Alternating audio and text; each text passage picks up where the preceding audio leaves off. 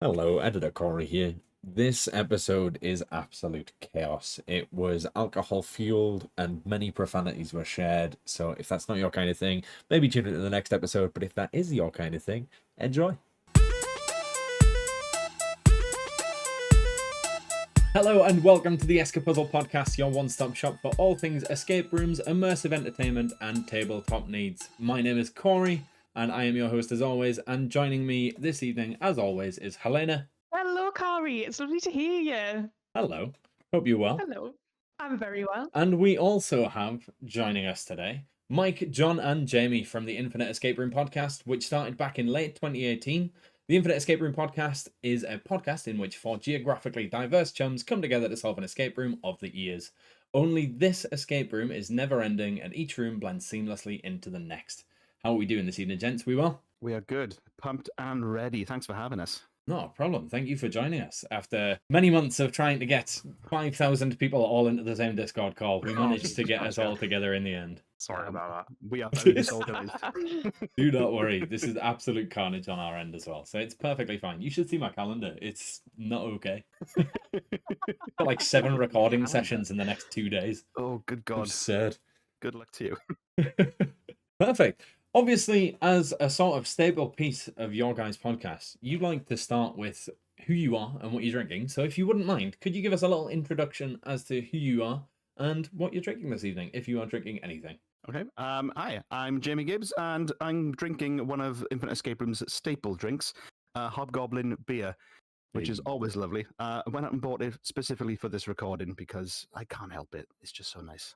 Oh, Jamie, that was very heartfelt. Hello, I'm Jonathan David Charles Saunders II. I did not go and buy this for the podcast because I would have had to travel an awful long way. I have got the remains of a bottle of Cape Verdean grog. Ooh. That was No. delicious. It's the devil. No. Okay, Oh, doesn't no. matter. I retract that statement. There's about 2 shots left, and my goodness, it's been a long road. So, bottoms up, everyone. Oh, he's just necking it straight from the bottle. That is. I'm pretty sure John went blind in the previous episode drinking. I was worried that the audio listeners wouldn't understand what's going on, but I think just from the audio alone, they can understand exactly what is happening. I've never felt more alive and closer to death. It's the closest I've seen someone almost turn inside out. It was impressive to watch. Got the drink sweats. How do you get the drink sweats? And I'm Really Diggity Mike Collins, and I'm not on the booze. I'm on Council Pop tonight. I'm on Devon's finest Council Pop. Oh, delicious. What's How does it Council compare? Pop? Council Pop. Oh, tap water. Oh, right. Yeah, You never heard of Council Pop? We have another name for it over here in the southeast. Is it Oh, suitable for brilliant. the podcast? Well, it's not suitable for anyone after Southern Water have had their way with it. So I'm on holiday in Devon at the moment, and my usual pattern for being on holiday is to get a little bit squiffy every night. And in my advanced years, I've discovered that that actually is a pattern for not having a particularly relaxing holiday. So yeah, tonight was a not having any booze night, which we followed up shortly by, I'm sure, a very boozy night, by which I mean probably one beer before my haggard frame collapses in on itself and I go to sleep. And we're the Infinite Escape Room. Hi. The A ray of perfect sunshine. introduction. And as you already know, my name is Corey, and today I am drinking a Talisker 10-year-old single malt, as chosen by the Infinite Escape Room gents between a Oh, selection of whiskies. That looks Very so nice. drinkable. It's very posh. And me, Helena. I am drinking I think it's called a Sarah. It's a white, no, it's not white wine. It's a red wine. And I'll probably end up crying by the end of this episode. So Nice. stay tuned. And that's not because of the wine. That's just because of the company. Just by the end of it. Please leave. Get out of this Discord now! I can't guide them. It's been 4 days. Why? They're not reading the notes! Shall we start off with what is your player stereotypes? So I was looking through your stereotypes, your player archetypes, and I think I fall slap bang into the overthinker. So let's test that, shall we? So that is, this player is a veteran to escape rooms. Veteran, would we say veteran? But because they're used to smashing through difficult puzzles, would we say smashing? They take the easiest puzzles and overcomplicate them. Bing, here we go. Simple word search? Nope. It has to have some sort of pattern or hidden message. And, John, I know where you're going, and we're going straight to me seeing numbers in a piece of wood. We are going there indeed. Thought I saw numbers in the bark on a piece of wood that was just incidental wood in a room. No I spent way. quite some time trying to convince John that there was basically Jesus in toast, except it was Jesus in wood. That is did. right. I'm an overthinker, but I'm like, maybe we have to find the difference between these two numbers and not just adding them together. But that is quite next level. counting the rings in the wood. Oh, Maybe it's the age of the tree. You can tell from his telling of that he's not bitter that I bring this up in public company at all. It's no idea, even slightly. This is at least the fourth time I've heard this story, I think, and I just slowly die a little bit more every time you tell it. To make you feel just a little bit better, that's really not uncommon. We used to change a lot of stuff in escape rooms, and the amount of people that would like count the holes that screws had made where you've moved around lots. Very funny. Do enjoy as a game operation. Everything's a puzzle or a clue, except when it's really obviously not. But are you going to tell them? Nah. I had a lot of people finding barcodes on things and reading the serial number on the barcode. Like, no, that's what? No.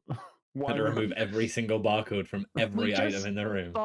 Yeah, we just bought a dictaphone, guys. That's not that. Maybe play the dictaphone. We've got 4 letters. Maybe this is the 4-digit code. Wait, what numbers are these? IKEA. What does that spell? How do we get in the code? That's not a word. To be fair, I've said this in an episode before. Somebody needs to make an escape room where it's just random tasks that they don't want to do.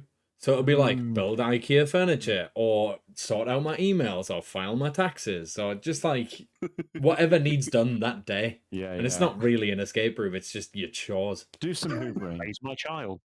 Yeah. This room will take 16 years. To be fair to Michael, as the overthinker, I have multiple times been in rooms with Mike. I've been standing in front of some set piece puzzle just with blindness, not seeing it, and he'll walk up past me and go, "Oh, I've got it," which is the most frustrating thing in the world. And then I'll stand back and go, "Oh, let's see if I can try this then." And he will. He will. It's maddening. So there we are. See, made it better in the end. Gave you a little fluff. Yeah, I like to think of myself as an explorer, because I'm the one who, like, if you make me crawl in an escape room, then that escape room doubles in my estimation. I love it. It's one of my favorite bits. But I know I'm a puzzle nerd. I can't help it. I'm the guy who I'm going to learn Morse code, or try to, in my spare time, so that I can solve puzzles a bit faster. Oh, man. I once had a team come to do the old room I worked for, the bank job in Broadstairs, and they came with tiny calculators around their necks in case there was a math puzzle. That's hardcore. I thought this was extremely hardcore and pointless, but I also felt sad because I thought, God, there are that many rooms with puzzles that could be aided by that you decided on this as a workaround, because if there are, they are not fun rooms. You're not very fair doing fun rooms. I mean, you're doing maths. That's never fun. It's not fun. Not a single situation. Skipping ahead, James. Skipping ahead. Don't skip ahead. I'm looking at the list and like, I want to be the competitive one, or I want to be the explorer, but I know which one I am. Mike's here. I'm the clumsy one. That's not what I would have said. Oh no, what were you going to go with? The problem is it's not here. Okay, well then Ooh, new category. make it up. And it can't just be the John one. The grabby one. The grabby one. Maybe we need context here. Well, that's enough information, to be honest. What's the next question? No, Mike is referring to my enthusiasm for all things tactile. So if there's something where you can like push a lot of things or move things around, I'll just kind of play with it, and I'll really want to play with it, and I won't really think twice. And occasionally, it might be in Alan's hands already. Not for long. Yeah, I feel that. We did a room recently that was like a Murder on the Orient Express kind of thing, but at one point you get off the train and you go into the station, and they've got, those old like turn signal pulley things. Yeah. Oh, yeah. and it wasn't a puzzle, but I was like, What? Amazing. fantastic. The next Why line wouldn't is a you? high-speed crash. 100 stars. Many toys go, oh, that was a cool sound effect. Meanwhile, it was legitimately controlling the trains in Newcastle. Amazing. The immersion is fantastic. And just for my delay repay, Corey, what were the dates of that? When did you do that? No Might want comment. some money back on a officer. train ticket. Yo, Trainline, you remember that time when 4 trains crashed at the same time in the same place? Strange that. I'm on like a 2-second lag, which is accounting for me accidentally going over people, I think. Or just being rude. I Oh, mean, could you be are good. tuned in on a Nintendo DS, in all fairness. So, sorry, that's me I'll being just put a really picture of mean. my setup into the chat. Are you the problem? There it is. Wow. Oh, that should have been one of the We don't categories, usually shouldn't it? treat our guests like this. That would be a great category. I deserve That's to going to be in that, I another guess. sub profile. God, remember we did that escape room in Canterbury where they had Mm. like the vintage toilet, which they had a big thing in the intro, like this is not a Mm. functioning toilet, don't poo in this toilet. And I thought, we've had some of the problems come to visit, obviously, because that kind of thing only ever makes the brief when people do catastrophically Yeah. stupid things. I have a tremendous fondness for that moment in the GM's intro where you realize what someone else has done. They're like, just don't try and unscrew things with your fingers. Don't rip things off the wall. Don't poo in the toilet. You will never need to create the miracle of fire in this room. You just go, oh wow, you've been around a little while, haven't you? Been through it all. Please leave my ceiling tiles where they are. Thank you. Was that one of yours? No, but I have had it. Someone needs to write 50 Shades it of Escape wrong. Rooms and just Mm, a GM ranting about everything that they've ever had go wrong in an escape room. Well, who was it had this idea? Was it Ben? It might have been Jamie. So one of you guys had an idea for a podcast, and it's a video recording of the camera feed from a room, and it's just the GMs ranting about the team in a sort of goggle box, but only for escape room enthusiasts. Goodness, that would be sensational. Mine would be really boring. It would just be me snacking while I run games. The occasional pause from the crisps to be like, idiot. Back to it. You become the series darling very quickly just by just doing those reactions. Just munch. Ha! Twat.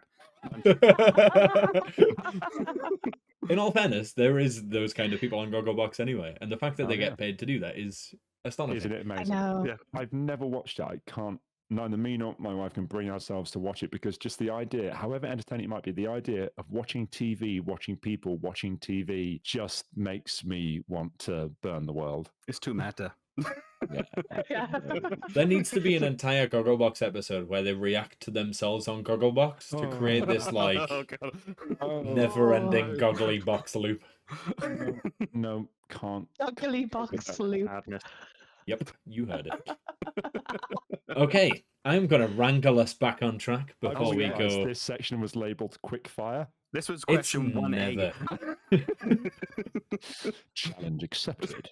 It's never quickfire. Do not worry. This section normally takes 45 minutes to get through these 8 questions. So, more sort of musket fire.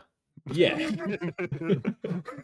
we are cocking and reloading in between every question and taking a tea break. So, what would you guys say is your favorite theme? This could be obviously a theme for an actual in-person escape room, or it could be an audio-related theme as well. So, is this an escape room that we've done or experienced, or one we're imagining? Either. If you think there is Ooh. something you would enjoy more so than something you've already done, that is both devastating for escape rooms that you've attended, but also intriguing. That's wonderful. That's not really been what I've enjoyed, so I'm going to make up my own.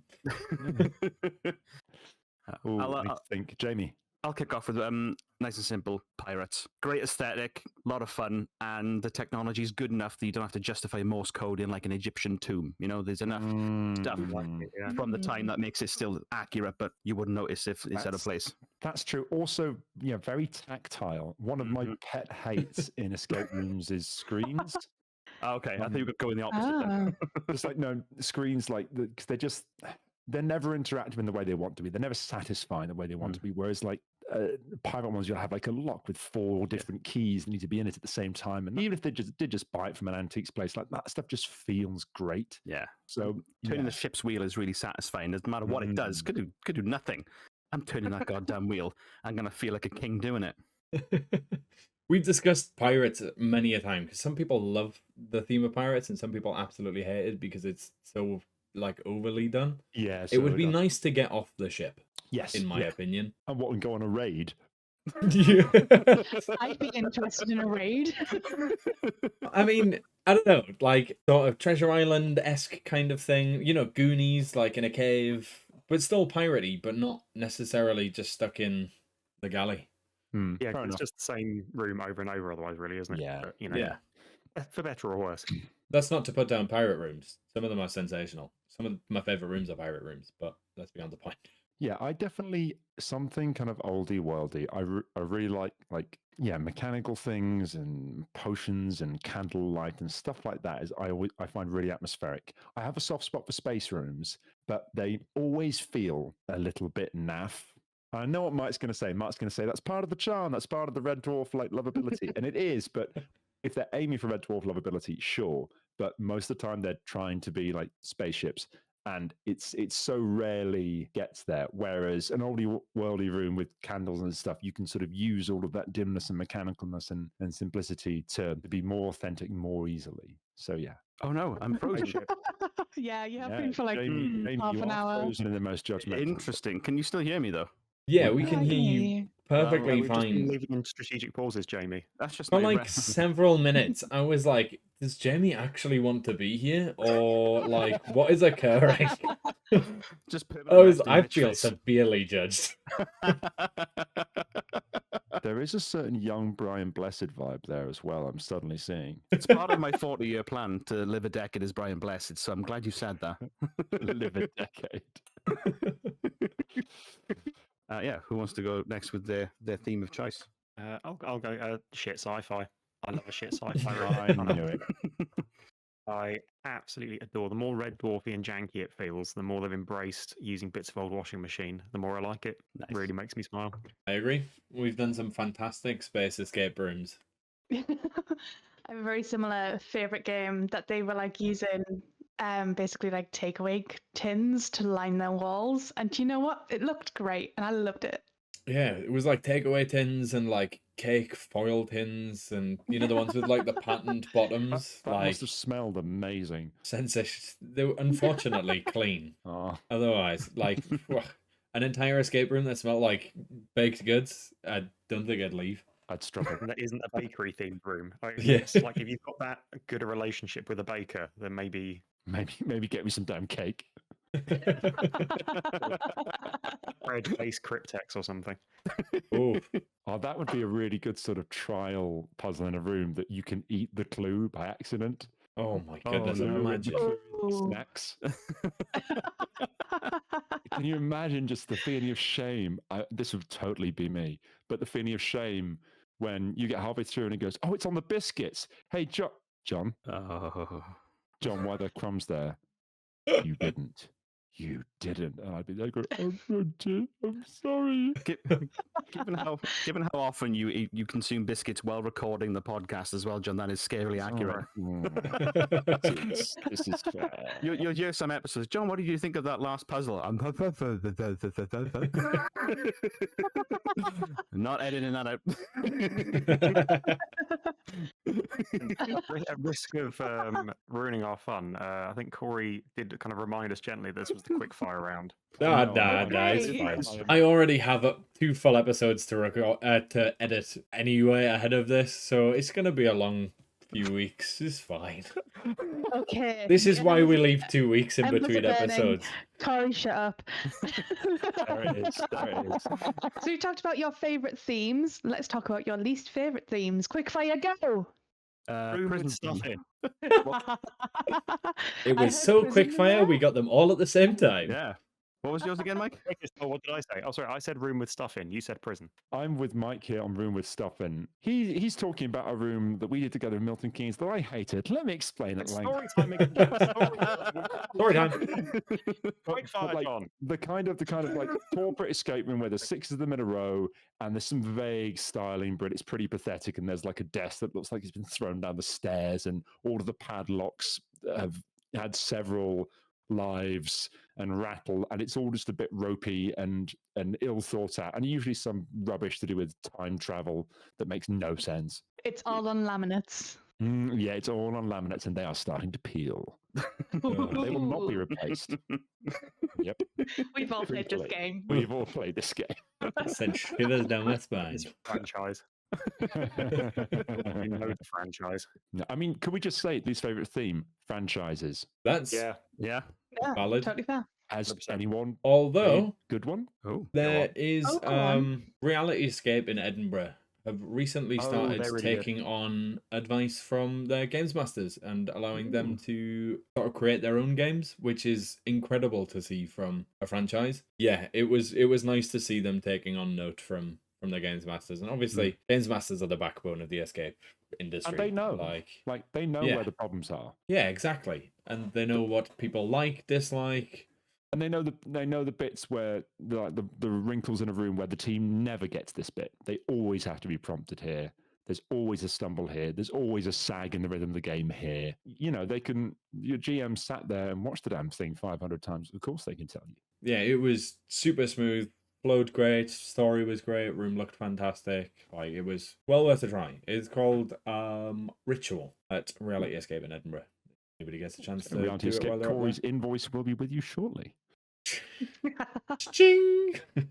So, what would you say? Obviously, we've mentioned on every episode that this is not a normal question for anybody other than escape room enthusiasts. What would you say are your favorite locks? Like mechanical, not like locks of hair or Loch Ness. Loch Ness. God damn, I love it so much. I'm a big fan of the D-lock, the direction lock. It's versatile and it's rare and it's what it gets a bad rap for I no reason. love it. Long live Love the a D-lock. directional lock. D-lock love for all. Okay, I'm pushing back on the D-lock on the grounds of reliability. I think I will still put them in all of my games.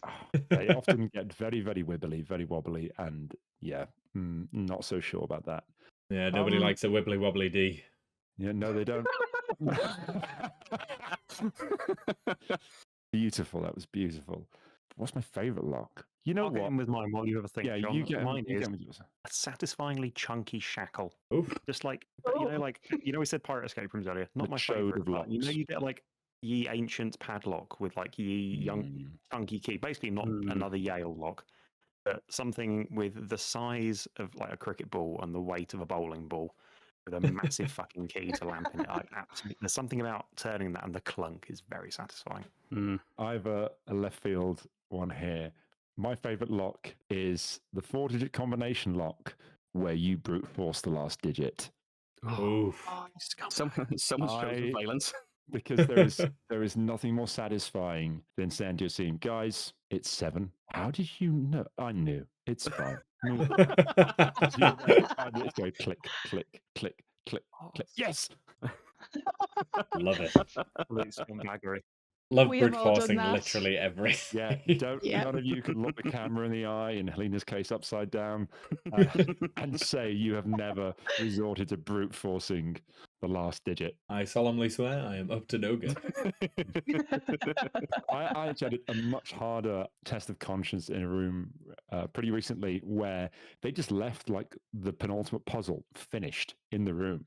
They completely cocked up the reset, and it was there. And we walked into the section of the room, and I sort of saw this panel that was open, this keypad and stuff. I thought, that's weird. Why would you have that panel open unless it had to open in the game? Like, that's surely not it. So I went over and looked at it, and the padlock on it was set to a combination that, with 3 letters and a number, made a very, very shall we say, on-theme word. And then the games master comes running and goes, there's been a sabotage. Everybody out. And they reset that bit, so that I'm left doing the rest of the game thinking, okay, I could be terrible here and just give the answer. I know the answer, but I didn't. I sat back, basically just chilled out on a bench for about 7 or 8 minutes while the team got to that puzzle. Oh, It's bad, man. well done. Yeah, I I felt would have very just proud of myself. very quietly locked it up and then played Superman about 3 seconds later and just been like, I think it's this actually. Chink, chink, chink, chink, chink. There we go. Yeah. I just, you can work them out by listening to them. Watch. That old chestnut Easy. got like a stethoscope against it. Yeah. I can hear the pins moving. Actually, the stethoscope pins moving. We wanted, when we did the second room at the band job, we wanted that in a safe cracking. We really wanted you to have to listen to do it, but we couldn't. We couldn't make it work, so we ended up doing something else. But that's Could you not just put an audio device in that syncs with the thing moving, like a maybe like a headphone? It wasn't really the- that kind of creation team. We'll talk about that another time. Fair. Though we Seeing weren't a single tear roll We down had to do Corey's it for cheek as real. he mourns for his quickfire round. we were very much into security grade madlocks though, and I did once have a team lock themselves in part of the room and have to come and be rescued. That's. It was Idiots. It was, I've watched as that has happened and enjoyed it. no, don't close the door, guys. You just opened. Okay. Oh, she's hyperventilating. Come on, solve that Oops. entire puzzle again a day. Yeah, I always lean against false walls or like just dumb things that I don't realize I shouldn't lean against, and then suddenly it'll pop open through the radio. You'll get, could you close that, please? You don't get that for another 5 minutes. Thanks, bye. All right, no problem. My fat ass knocking it over. That's not okay. That's not okay. Room building. Okay, so we've talked about your favorite locks. Let's talk about your least favorite puzzles. Let's get into the juicy stuff. Go on, Lloyd. Okay. Right, I'm going to fly Wii now. I will be brief. We did a puzzle in a room, and it was the penultimate puzzle, I think. And the puzzle involved asking Alexa for a piece of trivia. You had to ask Alexa the distance between two cities, and it was written on the wall, and you basically had to go, Alexa, and then read the question on the wall. That was the puzzle. Less a puzzle and more instruction. So Corey's face is in full WTF mode, and I hated it with an absolute It's passion. not a puzzle. It was the laziest. Now, to be fair, full disclosure, to be fair, earlier in the room, when you come into this kind of second revealed room, there's a little note by the light switch, and it says, ask Alexa to turn on the lights. So they have brought her into the game, but like, no, man, that's the laziest crap in the world. What are you doing? Yeah. Like, if it was a custom built Alexa that was giving funny custom responses, you ask for the trivia and it just told you to piss off, like, that would have been fantastic. And then you have to solve something else. But nope. That's It was just absurd. Alexa in the top corner of the room, and I exploded with rage. That's why you may as well have just put on the wall, Google the answer to this question. Yeah, basically, yeah. I was very angry. You can't use your phones in this room, but that audio connected artificial intelligence in the corner, by all means, use that. That one that we definitely spent hours programming and didn't just like Bye. stick in there with no changes. Oh. Jeff So Bezos was chilling that in the your corner. like clue system? Nope. It apart from turning on the light and that bit, it had nothing to do with the room. It wasn't part of. So Mike just wrote, "Oh well, I just came back from my Wii and we're still on it." I could have had a clue. But we're still on it, Michael, because it's that disgusting as a puzzle. It's that reprehensible that it needs some time to Are you preparing set tomorrow's like breakfast? You may. To be fair, Mike has heard this quite a lot because I was angry at length after that room. Did you speak to the owners about this? The owner was not present. Instead, we had a GM who was very visibly running 3 rooms at once. Oh wow. Jeez. Because she, and no, I do not blame her for this in the slightest. She was doing her job as best she could. But you still threw hands. You could tell from the usual sort of crap screen with things coming on by the delays that she either like wasn't listening at that point or like had to deal with Was something else, listening and to then come down 13 to us. other rooms. And then we finished the room, and there was this long gap, and then she appeared. It was very, very clear that she was managing several games at once. Wow. Yep. Wow. Mike, freshen your pee. Do you want to go next? I think he's dead. Has he actually gone to make a cup of tea? The consumption has taken him. No. The boredom. It's just like He's asleep. this is not his first rodeo. This is like the 20th time of John's tirade on this. Oh, I can't not though. I'm angry now. Just thinking about it. Mine's a simple one. Smell puzzles. They don't make sense. Why rely on something that is unreliable at best? And in a post-COVID world, Well, the first and only time I encountered a smell puzzle was after the second lockdown, and after I just recovered from a bout of COVID myself. Jesus. Guess what the primary symptom is of COVID? So Death.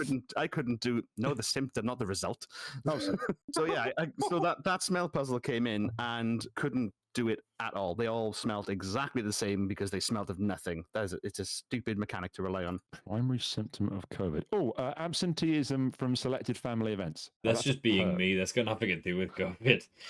Having a cheeky 2 weeks off work. There it is. I mean, That's also just being me. That's got nothing to do with COVID. But my boss and my No, that's- family aren't that's- listening to this. That's fair, Jamie. I think I'd lump in there like puzzles with really indistinct, kind of subjective, fuzzy answers. Like I remember one about colors in test tubes, but the lights in the room were all green, so color was Oh. completely messed up. And they were like, "Oh, that's part of it. It makes it harder." Does it? Or Makes does it just- impossible. does it just make it, borderline impossible? it's Was not that the good. one where we had to take them out into the sunlight to actually It work out what was. colours they were supposed It to be? was, yeah. Oh, yeah. No. It was otherwise a good room. It was What? otherwise a good room. Are we in the same boat with taste puzzles then? I've never Yes. done a taste puzzle. Taste is 80% smell. I've Yeah, done it. taste puzzle? I've done a taste Have you- puzzle once. Similar Yeah. thing with smell. No one can discern the differences between the flavors. It was a nice chance to have a snack, but other See, than that, this is the thing. We did a taste puzzle. I'm not going to say. I think I might have said where in a previous episode. If you want to know where, go back and listen to it. Thanks for the listenership. But it was jelly beans, and I absolutely caned the tokens in the really nice jelly beans and just like disintegrated the amount of jelly beans that were coming out. There was like a coffee flavor one. I was like, no one's touching that. Let's be honest. Yeah. And like the other ones were just fantastic. So I spent most of the time eating jelly beans, and I think we had like 3 minutes to get out of the room. I'm like, I'll be with you in what was that? It's Shoveling. another unintentional great idea for a room with mild distractions on, like a room with sports on the TV, and you just sort of your eyes Goodness. just kind of drawn. Oh, there's a kitten that emerges from a secret panel. Well, I'm Jeez. screwed. Yeah, I feel like just some snacks, some furry animals, and maybe just like a endlessly scrolling TikTok feed. Well, you go that's Oh. dark. Or That's we've done a dark. room. We have. We've done a room where the distraction was beer, but it was No a licensed way. bar. There's a It was licensed incredible. bar. This In was the game? Trollot Yeah. in And the landlord is the GM. Where Oh, is that's this? fun. Nice. Trollot Escape in Margate. It was excellent. It was really. Would you really good. recommend all- it? Okay. 100%. 100%.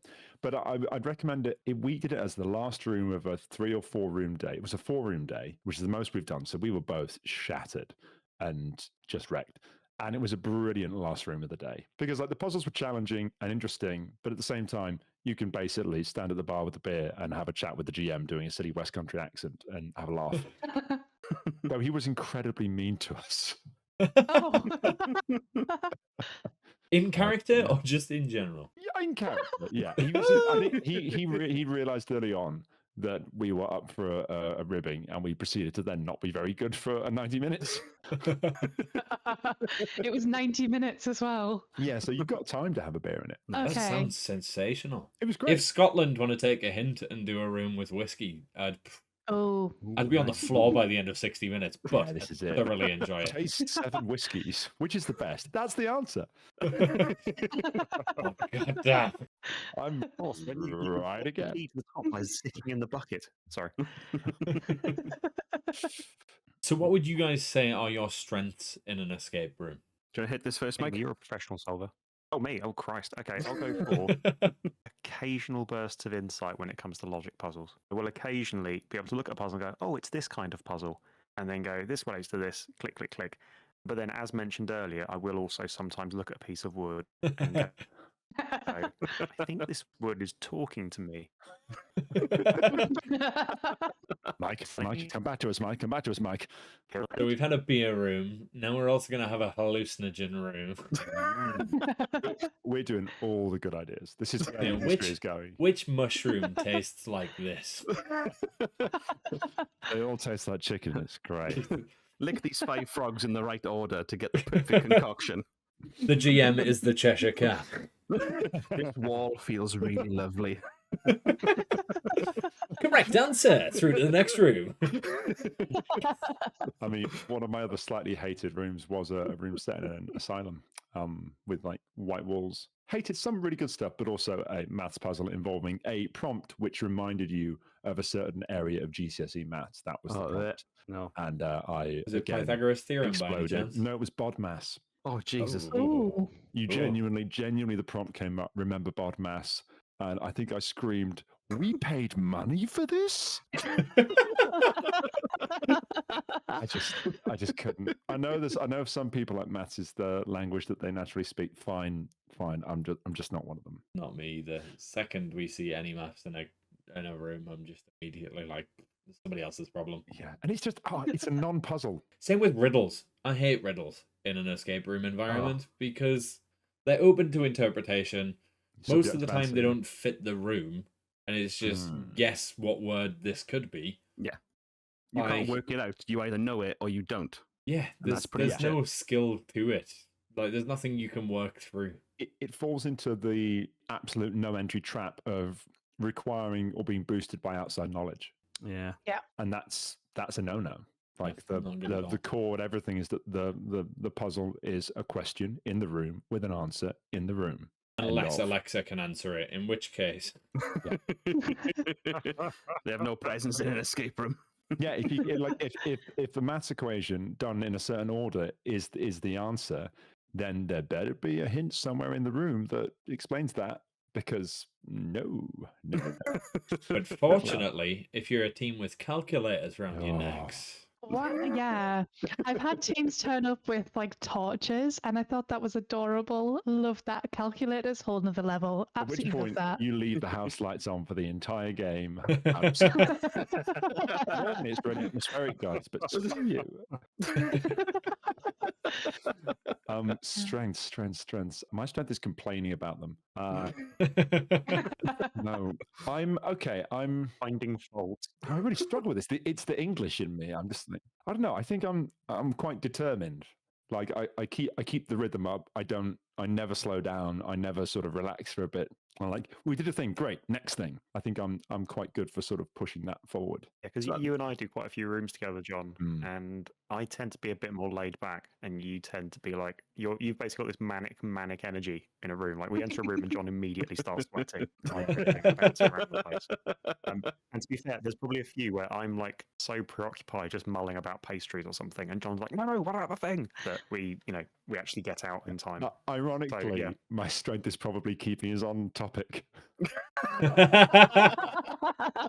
As perfectly demonstrated, according to this edit. As we approach ironies. As we approach the 3-day mark. But no, genuinely, I think that's probably genuinely a strength. Nice. I think mine's probably just doing translation ciphers, especially things like hieroglyphs and things like that. Here we go. I've got to fit it in at some point. Like I learned Egyptian language at uni, and it's become a very useful skill nowhere. Apart from escape rooms where people rely on hieroglyphs, even in non-Egyptian themed escape rooms. So now they do a basic A equals the eagle, B equals the foot kind of thing. And I'm like, there, don't even bother with the alphabet. I've got this. And they just, I could feel like a superhero for 30 seconds. Yeah. That's £20,000 of debt well spent there. Meanwhile, the poor GM is thinking, he hasn't even found the clue yet. What? Oh, it's this guy. What did you do at uni? I did Egyptology. I spent 4 years studying Egyptian language and Egyptian religion. Man, I feel bad about my drama course sometimes. I think that was useless. And then I met Jamie. I've never John, are you a disgraced actor? Because Jamie is a disgraced Egyptologist. That is a whole other podcast involving a week in Luxor on an Egyptian, dig 700 bottles of Stella, a jacuzzi, a box of grenades, and 7 days on the no-fly list. It's mucky business. I don't want to bore you with it. And Genuinely is. Tutankhamun. True story. Sounds like an escape room in itself. One day I'll monetize it. Sounds like a very fun holiday. Yeah, sounds like my last trip to Ibiza, actually. It was until I got banned. Yeah, it's the kind of holiday that's great, but ends with you losing your passport. Apparently, there were rumors of that. Grenades will do that to you, surprisingly. Screaming stag do on a budget. Nice. If your budget includes grenades, you have gone wrong somewhere. Or very right. Good news, guys. It depends. It depends where you're headed. Have you guys heard of there's somewhere in the world where you can shoot a rocket propelled grenade, an RPG, at a cow? What? Yes, you can pay Yeah. money to shoot an RPG at a cow. Good lord, that's a Groupon exercise worth buying. Nah, that's not going to fly anymore as a business. I mean, that you can just go to places in the world and shoot humans with them now. They don't bat an eyelid. Yeah.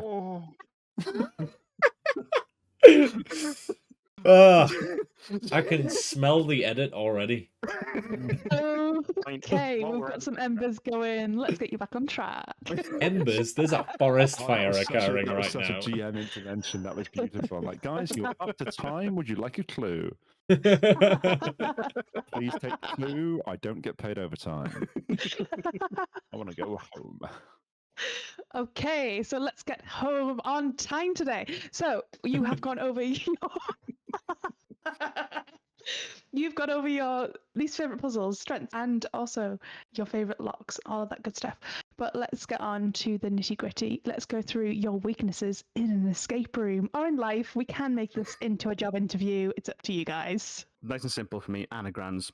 Get complete snow blindness whenever I see an anagram. Cannot for the life of me ever figure them out. Someone else has to do it. I had anagrams as well. Twinsies. Yay, we're both equally adept. Weakness. Okay. Staying on topic. I'm staying on topic. No, I can do Stay on teamwork. target.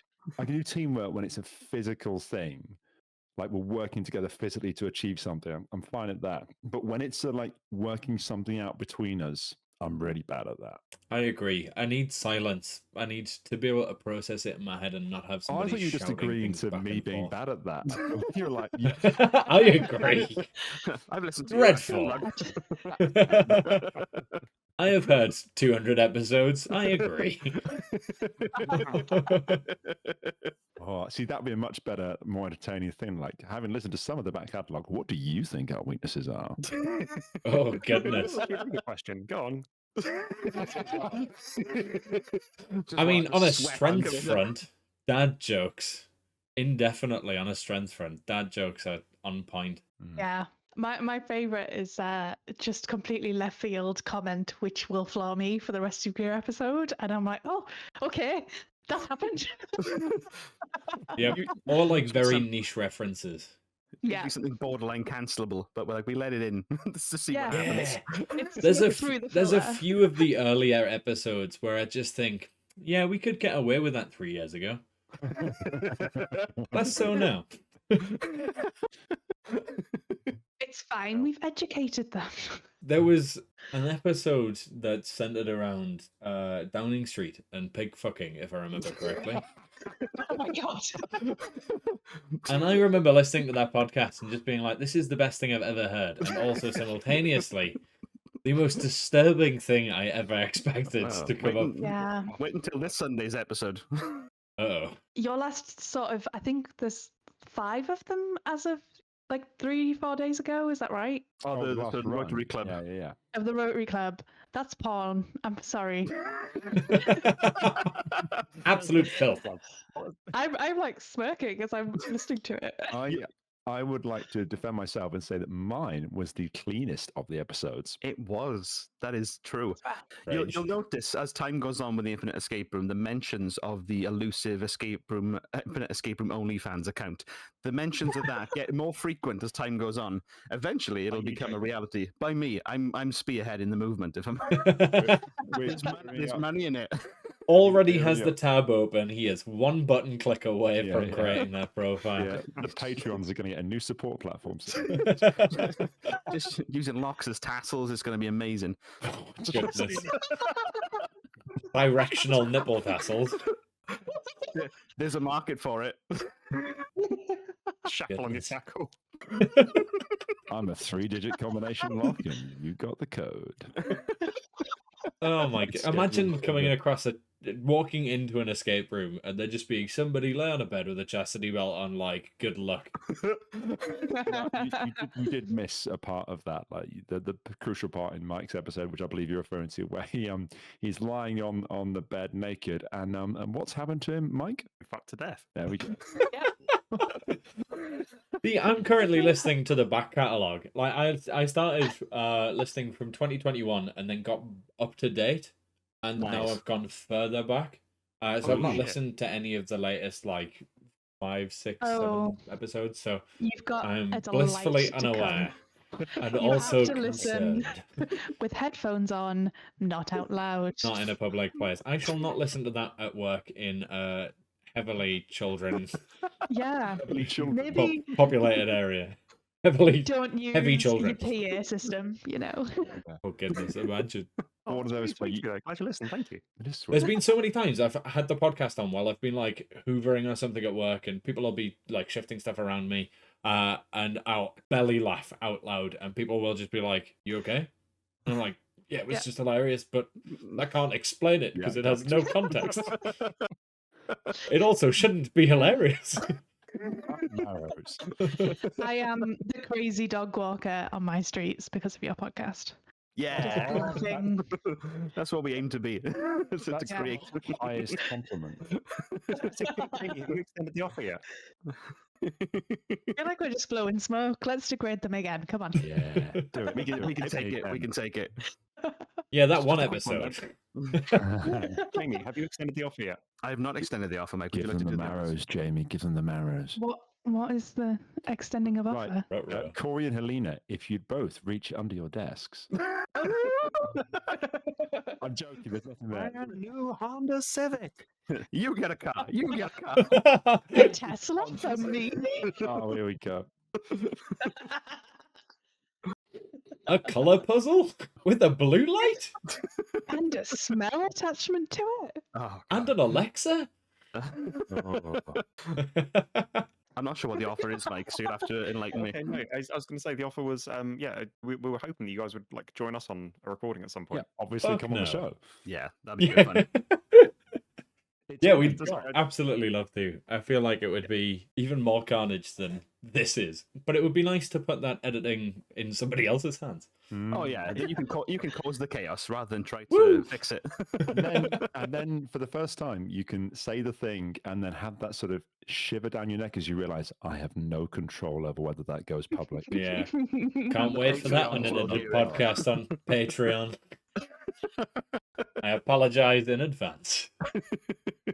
Yeah, no, that would be awesome. We'd very much like to. There's been I've mentioned this, I believe, in a tweet. There's been times where I've been listening to the podcast and I've just been like, it's obviously this. How aren't you seeing Yes. this?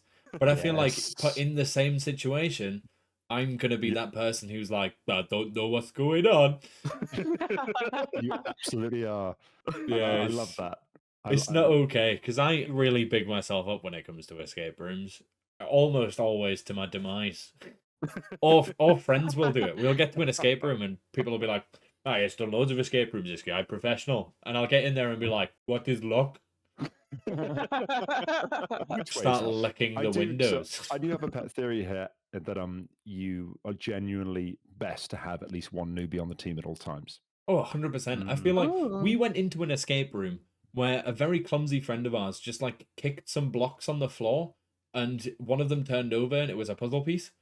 And we were like, thank God for you, because I would never have looked there. It was like a cabin, and it just had like logs that you put on a fire, You and might they were say just log like cabin. stacked. I Yeah, am It some would was say watching that. a this log shit now. cabin. And yeah, I would never have looked at it. This guy just knocked it over by chance, Yeah. and I was like, "This is why you're I do here." I'm pretty sure, and I've experienced this myself, that we gain from our own experience because we learn how things are likely to work based on past experience. But then you fall into a trap of sort of solving the last room in this room. You'll see the setup of a puzzle and go, "Oh, no, this works." Yeah, And you're not responding to the game in front of you. You're responding to your experiences before this, and they are not the same thing, but they feel like the same thing. I love it when you get to that point. There's a big middle finger from the GM, and it's like, "This is not going where you thought it was." Yeah. You've got to pay attention.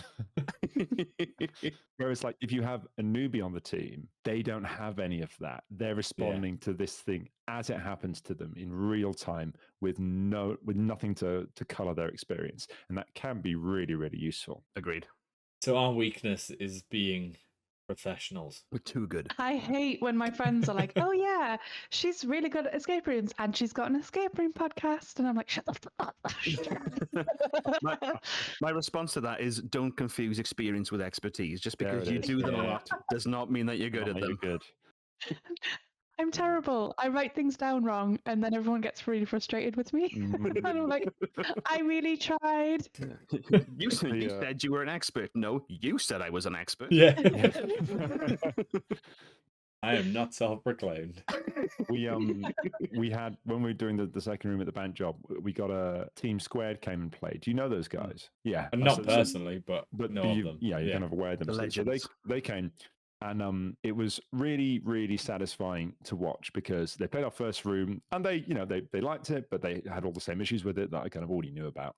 And the second room was the one I'd had a big hand in the design of and the flow of everything, and they liked it again, but during the room, one of them turned to the other and said, "We're at that point in the day, aren't we? We're at that point where we can't see the wood for the trees anymore. We need a hint." And I went, "Oh my God, it happens to them too."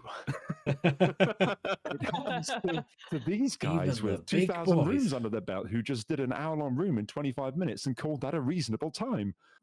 Oh, it made me feel so much better. Makes you quiver, doesn't it? Hmm. Also makes you think you're not getting your money's worth.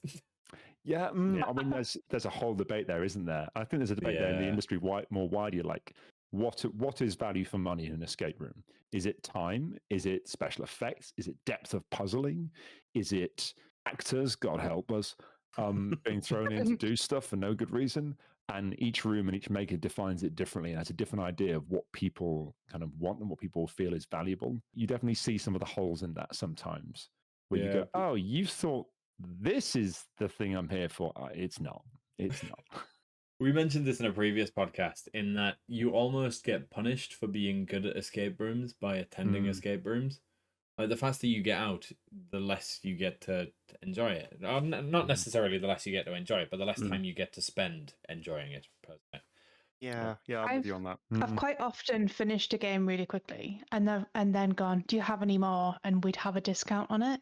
Nice. Whether that's just because we're wanting to play more than one game, because you get the bug, don't you? And you're like, "Puzzles now." So And very much like a junkie that wants another hit then. literally, puzzle problem. Just like, hey Could man, I you go got to? any locks I can pop? Oh my goodness! Imagine an escape room rehab. Oh yes.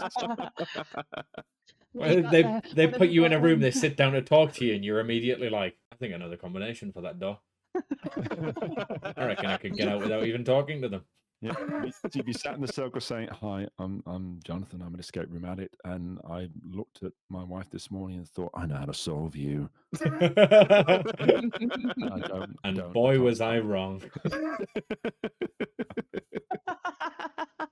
Oh goodness! Turns out 3 times So, anti-clockwise just results in a lot of blood.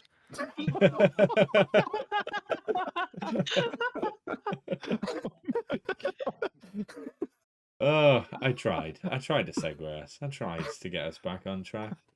Go on, you got this. I believe in you. Whew. I've just realised that Mike has taken the time to go and find what I think is an AI generated image of a gravestone with RIP Quickfire. I mean, there's your teaser image for the episode right there. This is going. I feel like this entire chat log needs to go into the show notes. This is like the conversation going on in our head that you guys can't see or hear. That image, My at least, entire will life be in over the show here. notes. I need to go to school soon. So, if you could create a dream team which would consist of yourself and 4 others, they can be alive, they can be reincarnated, they could be celebrities. You guys can be a team of 3 and then think of 2 others, or alternatively, you guys can have your own, or you can just throw in some answers and then give me your own at a later date. In the interest of quickfire, should we give 1 each? What a good Rather idea. than 4. Okay, so none of these idiots. I would kill 2 people because the dream team is 3 people, not 5. This is 3 not Snog, people- Marry, Kill. 3 This is people not how is- this works. Oh, right, sorry. 3 people is the perfect size for an Or a escape room name. team, This isn't a name. in my It's humble just opinion. another rant. I would Not a take murderous rant. Neil Patrick Harris, and Nice. I would take, I don't know the name, the person who worked as the receptionist or whatever. In that one B&Q in No, Salford. no. In Southend. I miss you, Sharon. No, who worked as the receptionist at Bletchley Park. Okay. I don't know, that unnamed soul who had all of the fucking bright people come and go and come and go. I reckon they'd be brilliant. They were keeping tabs on everybody. They were Yeah. scribbling stuff down in their notebook. They knew what was what. Nice. That's a really long answer for a social media post. Real specific, too. Okay. Yeah, Like to that's see 240 the, characters. Correlation between the death of Quickfire and the responses. Here's mine. Victoria Corin Mitchell, solving. Hugh Laurie, Oh. vibes. John Gregg, snacks. Sandra Bullock, cuddle at the end. No, Nice. Victoria Corin Mitchell cuddle at the end as well. Just cuddle them all. God damn it. Don't be so selfish. I mean, I'd happily cuddle all of them. And also, Hugh Laurie would be cuddling my more successful self. You know? I feel like this is slowly becoming a therapy session. But he'd serenade you with some jazz, though, so that's not so bad. He would. Oh, I hate talented people. Oh. I'll go for Da Vinci for the traditional puzzle solving, Alex Horn from Taskmaster for lateral thinking, Oh, you pretentious. Jeff Goldblum for curiosity, and Chunk from the Goonies as the wild card. Nice. Solid. Purely for dancing ability. Chunk from the Goonies, I argue, is a really good escaper. From what you said, Corey, about accidentally opening up panels and stuff by leaning against them, Chunk solves a lot of stuff in that film by accident, just by being clumsy. He is the cornerstone of that group, and I will die on this hill. That's Thank you for quite coming the to my team. TED Talk. So obviously we've spoken about your different player profiles, but we've not really gotten into how or why you got into specifically audio escape rooms. What is your background, your origin story for the Infinite Escape? Well, this is a question for Mike. So it's not a particularly neat story, this. The audio side of it just basically comes from a love of radio comedy for me. Absolutely adore, particularly BBC radio comedy, particularly the old stuff, which was a bit weird and a bit crap, and the weird crap game shows and things that they do. And I really, really love it. And it's kind of, people outside of the UK probably won't know this, but lots of comedians that you'll see on TV now, most of them cut their teeth on sort of radio comedy and stuff. So I've been listening ever since I was a kid. Absolutely loved it, and have made various little kind of silly internet radio shows and things over the years, including one that was a podcast before podcasts were podcasts. I've checked the dates. I published MP3s to an RSS feed before podcast term was officially coined, Wow. and including some stuff that was unbelievably, I now realise, cancelable, which I recorded with John. Which we'll not go into in too much detail here again, because continued employment. What is It was great employment? fun, and I maintain it's still quite funny. Oh, it is funny, but Yeah, it's not great, is it? But yeah, so big thing of that. And then for John's stag was looking at things to do in and around London, and came across escape rooms. Hadn't done one before, and just so happened to land on, well, I say just happened, did a lot of research, and then landed on one that was brilliant. It was Enigma Quest's £1 Million Heist. yeah. And it absolutely blew me away. Like That's it good. just That'll hold it on was, now, that one. it was a great room. It was absolutely fantastic, and we came out of it absolutely buzzing. And I was like, oh my god, escape rooms! And I was looking into them more, trying to do more of them. And then around the same time, Ben, who's not with us today, he's had to take a step back from producing. Sounds like he's passed, putting it that way. I mean, he's He was no basically longer dead to with me us. now, I think. Wow. We were at a beer I just festival. and he realised said, that "Oh, when like, the icon for this episode is going to be a gravestone.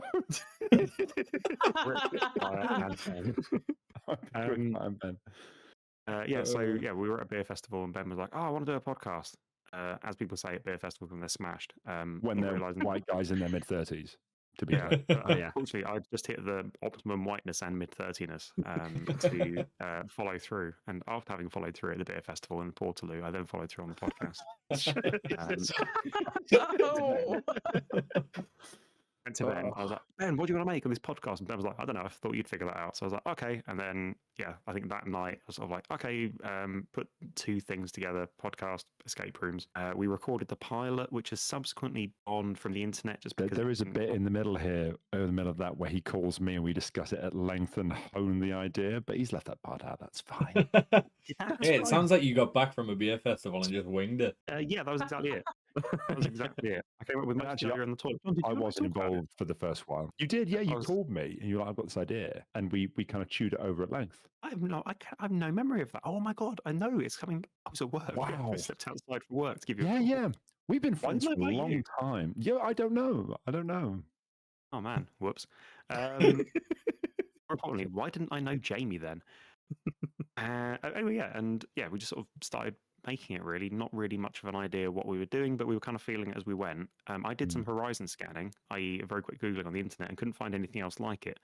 It's hilarious because I somehow managed to miss this absolutely massive fucking podcast called Escape This Podcast, who are huge and successful with 10 million squillion listeners and a trillion patrons and the Queen on every other week, along with Neil Patrick Harris and other celebrity guests. Incredibly well established and incredibly graciously invited us on to solve one of theirs pretty early on. Yeah, just sort of cracked on with it there. It was a good way. We've got lots of sort of nerd pals around the place, so we kind of used it as a way to get in touch or keep in touch with a pretty geographically diverse group of friends because we're spread across England and Wales and all sorts. And then it just sort of scaled up, and we kind of honed it and refined it. And then more people came onto the production team. So John joined us a couple of years in, early COVID, I think it was, John. Downhill from there. As a point, actually, when did our listener numbers peak? And then Jamie joined the production team. Or as well, let's think of it, the recovery. And suddenly our social media got significantly less crap because I was no longer doing it. And our episodes got both well researched and good puzzles in. Actually, everything got better when Jamie came in. Basically, I'm willing the podcast to Jamie when I pass. And yeah, it was kind of during COVID. Oh, sorry, and John. During COVID. Cheers. It was Nice. It was really good because it was kind of like a lifeline to a lot of people. Well, not to a lot of people, but to us as a kind of like a friend group because it was like a little project that we were all working on. But crucially to Jamie first, that lifeline. Just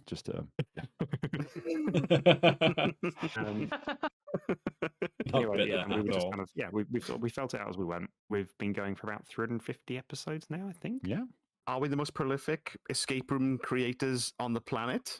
Having made 300 plus rooms in 5 years? Please don't say prolific. I've said it. We are prolific in the same way that Henry VIII was a prolific relationship advisor. I guess that one final thing I would add is that the it's changed format 4 times now. Initially, that was honing it and sort of seeing the elements of it that weren't very reliable or that just didn't work particularly well, and then chopping and changing. But beyond that, it's been basically a response to life events, a response to our changing amount of free time, and yeah, just where we're all at really. So it's been quite an adaptable beast, and I think that's been part of the key to its, would I say, success? Survival. Continued endurement. Yeah, but I think every year since it started, I've gone, I don't reckon it'll still be going next year. And I think I say that to John every year. Like I should have started taking bets. Yeah, you should. You should. Killed it. Yeah, and you're right. We do keep on kind of like adapting it to our lives because I enjoy it. I really enjoy it. I find it very satisfying. I enjoy having a project with my pals. I enjoy listening back, which I think is like the real litmus test of whether you've actually only made the episodes that he's on. If you compare to listen back to what you've made, then Yeah, this is it's pretty evident when you guys are writing the puzzles for the next episode and you don't know what the segue is occasionally. The transitions are beautiful. I joined the podcast like it was a slow transition because I started off as a fan. I was the one on like The Twitter only and- fan, you might say. well, give it time. Yeah, I started off just being someone who enjoyed the podcast, and then eventually sort of ingratiated myself into coming on. I think the first episode that I joined, I did a guest puzzle, and it was awful. It was Mike and John. You were both on that first episode. I remember John at one point during the puzzle just going, "Oh Christ, this is like pulling teeth." I'm like, "Oh, I'm going to do well with these guys," but luckily they had me back on, and I've slowly weaseled my way into being part of the main crew. So it's just such good fun to make and to listen to, and I'm still enjoying it as a fan as well as a member of the production team, which is great. As a fan, it has been thoroughly entertaining to see the progression. Yeah. To see the change, like especially even like the change of music or the change of like introduction and like the way you guys have adapted that over time. Going back to some of the later episodes, you just like, thank God this changed. Yeah. Yeah. That initial theme tune, man, can we discuss that real quick? The music is Oh. fantastic, but it was initially very different to what it is now. Oh, do you mean like the really weird thrashy version? Yeah. Yeah. The one that kind of jolts you out your sleep if you're going to sleep to a podcast. Oh, right. Yeah, okay, yeah, that's on me. I did okay, so I commissioned a theme tune for us on Fiverr, and it came through, Mhm. Or a fiber. and I was like, this is fine. And then I listened to it, and I was like, oh, I kind of wanted something a bit more energetic and rocky. I was just learning my audio software, so I was like, oh, I'll just apply every filter to it and see what happens. Then I published some episodes with that, and yeah, Fair play. listening back, I can understand how it is a bit like having a cheese grater shoved in your ear hole. I mean, I wasn't going to go that far, but And, oh, just chilling out, listen to a podcast, have a good snooze. Then the next episode will come on, and you'll be like, ah. See, that Very similar. the very fact of like, your description there, I'm just going to have a snooze. I listen to a podcast to snooze. We're very different people. Oh. If I'm listening to a podcast at night, my brain's in must receive and process all information. I'm exactly the and then same. think about it at length. I can't imagine going to sleep listening to a podcast, especially not your guys' podcast. I'd be giggling my tits off in bed trying to sleep. It just would not work. I just really like to go to sleep to people talking to me, apparently. I was going to say, we go to sleep listening to No Such Thing as a Fish, and have done Oh, every see. night for the last 10 years, maybe. Really? Nice. Mine used to be anything by Stephen Fry, to the point we like Pavlov dogged ourselves into sleeping to Stephen Fry. He released a new book, did you know? And he had a full tour. Me and my husband were like knocking each other, waking each other up throughout the whole show. Oh no. Bear in mind, he did all of the Harry Potters. Oh, Yeah. Imagine being Stephen Fry and you go on stage and there's rapturous applause, and then you open the book you're going to read, like Charles Dickens used to do, and you start to read, and then everyone instantly conks out. And you realize what you are to these people. I don't know if it's complimentative that people fall asleep to your podcast, or I don't know how to feel about that. I mean, if it was a current affairs show, I'd Understandable. think that was a problem. But if it was bedtime stories, ideal. Yeah, I don't know. I don't know where this lies between those two things. I've always wanted to do an ASMR episode of the Infinite Escape Room. A what? Just an Goodness. ASMR, not a Oh, right. sex thing, despite Sorry. what the internet tells you.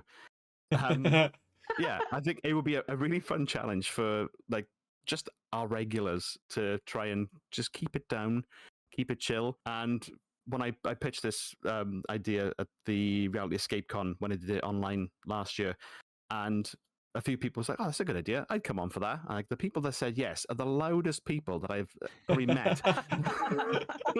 Like, no, you are so inappropriate for this. You're in. I feel like it would just be fun to get the loudest people physically possible on to attempt to make them be quiet. Yeah. Yeah, for this next puzzle, you just need to not go above 6 decibels. Good luck. Just watch them sweat. All of the audio comes from through a pillow just to dampen the sound. Every episode has a different theme and a full set of puzzles along with it. How do you guys come up with so many different puzzles? And I think very quickly as well, looking at how much you're posting as well. It probably seems quicker because we're afraid. I think the fear definitely registers. I was thinking about this earlier, and I kind of already said it earlier on the recording that like the nature of a puzzle is really specific and yet really broad. Like the puzzle is a question in the room with an answer in the room, and that's it. And obviously on top of that, you've got like your logic puzzles and your spatial puzzles and your pattern recognition puzzles and the kind of categories that we sort of all get to know in the escape room world. And this will sound really cynical, but basically you can reskin that shit infinitely. You just can. But that's one level of it. So like you can place those problems in any setting and just change the paint job and it will work, right? It will function. And I think we can all think of escape rooms we've played where almost the entire room is derivative with a different theme. But the magic for me is when that interacts with the inspiration for the room, and then your kind of sort of cookie cutter logic puzzle gets a new life because a new element of it gets inspired by the setting you're in a really, really random and hard to predict way. Then you're into truly new and interesting territory. And it kind of, it gets this extra special something. And I think because that's a creativity thing, that doesn't really have an end point. That will always come. Well, not always. Occasionally, it is like pulling teeth. But even if it is like pulling teeth in the creation of the room, you can absolutely rely on your team to screw it up. And in their screwing up of it, they will bring creativity, and then you're fine. It's a very Philosophically and wholesome concisely put. response. Yeah. Yeah. After the carnage it of the was- past hour and 30 minutes, that's not the response I Very anticipated. ASMR. I enjoyed listening to that. Thank you. I have also just been told that my daughter, who is in the room above me, cannot sleep because I'm being too loud. Oh no. So Oh no. Understandable. late night quiet with then. Radio John. Jamie, you get your wish. We get to do the ASMR episode now. Oh yeah. I don't know what that Ooh. means. It's ASMR. Exactly the same, just quiet. It's not a sex thing, John. Don't believe the internet's lies. I see. But yeah, no, I know that probably sounded like a little cynical, I guess. But for me, the hell of puzzle creation is the blank page. Mm-hmm. It's when you just stare at it going, where do I even begin? I don't have anything. And the answer that I've found is just start writing, even if it's trash, because at some point that trash will interact with other trash in an interesting way, and that might spark something. You're just trying to get something to spark, and you've got to keep pulling stuff into it for that to happen. Like for example, recently I very nearly had a terrible episode. It was the Helping Heston episode. That was a great episode, though. Yeah, it turned out really well. I was really happy with it in the end. So this was a room in which you are Heston Blumenthal. You, as a group, inhabit his body, and his career is on the slide, and no one likes his dishes anymore, but he can't work out why. So he allows you to take over his body. For when he needs. You can't do it like Mike can do it. Mike Holy is shit, the- that's the fucking Blumenthal's in the call. But yeah, that was very nearly a car crash because the day before I had 7 pages of notes and none of them worked. There were ideas about like all 4 of you are Heston, but one of you is the real Heston, and just a load of ideas. Nothing worked. I tried to explain to Sinead, my wife, and she just looked at me like, "What are you talking about? I don't like. I want to help you, but I can't." And then in that talk to her, it came to me, "Wow, what if he's lost his sense of smell and everything would be wrong, but he wouldn't know why because he'd lost it." And then it sort of all rolled. from Spoiler there. alert. And then I called Mike, and Mike helped me like actually bolt it together into puzzles. And it was a cracking episode. It was a really It was a enjoyable lot of fun. episode. Yeah, that was a good fun, but yeah, very very nearly terrible. You pulled it back, but then that's so many of our episodes. Though, like, we'll either start with a puzzle or we'll start with a theme. Tend to gravitate towards things that are either deliberately shit because it tickles us to do stuff that's really naff, or we think will make one another laugh. Because I think like the make each other laugh test is kind of like the big one. Like if we think it's going to make one of the other ones chuckle, or in John's case, he thinks it's going to make somebody actively cringe their nails off in worry for their future employment prospects. But there's definitely been phases, and Mike, you've said this to me, and I've said this to you. Jamie has never said it because Jamie is an undying well of creativity. Yeah, and Jamie, you're a inspiration. monster. I don't know how he does it, but like both me and Mike, and I know Ben too, formerly of this parish, Ben. For all of us, like, have had phases where it just feels like a grind. And even when that's happened to me, though, and like I finally got the shape of it in front of me, and I get through the recording, and I am starting to think, is this worth it? That was just a source of stress. I do the recording, and I have the best time. I have so much fun. Mm. And then afterwards, I'm like, what was I worried about? That was brilliant fun. Is there any times it's gone the other way? Once.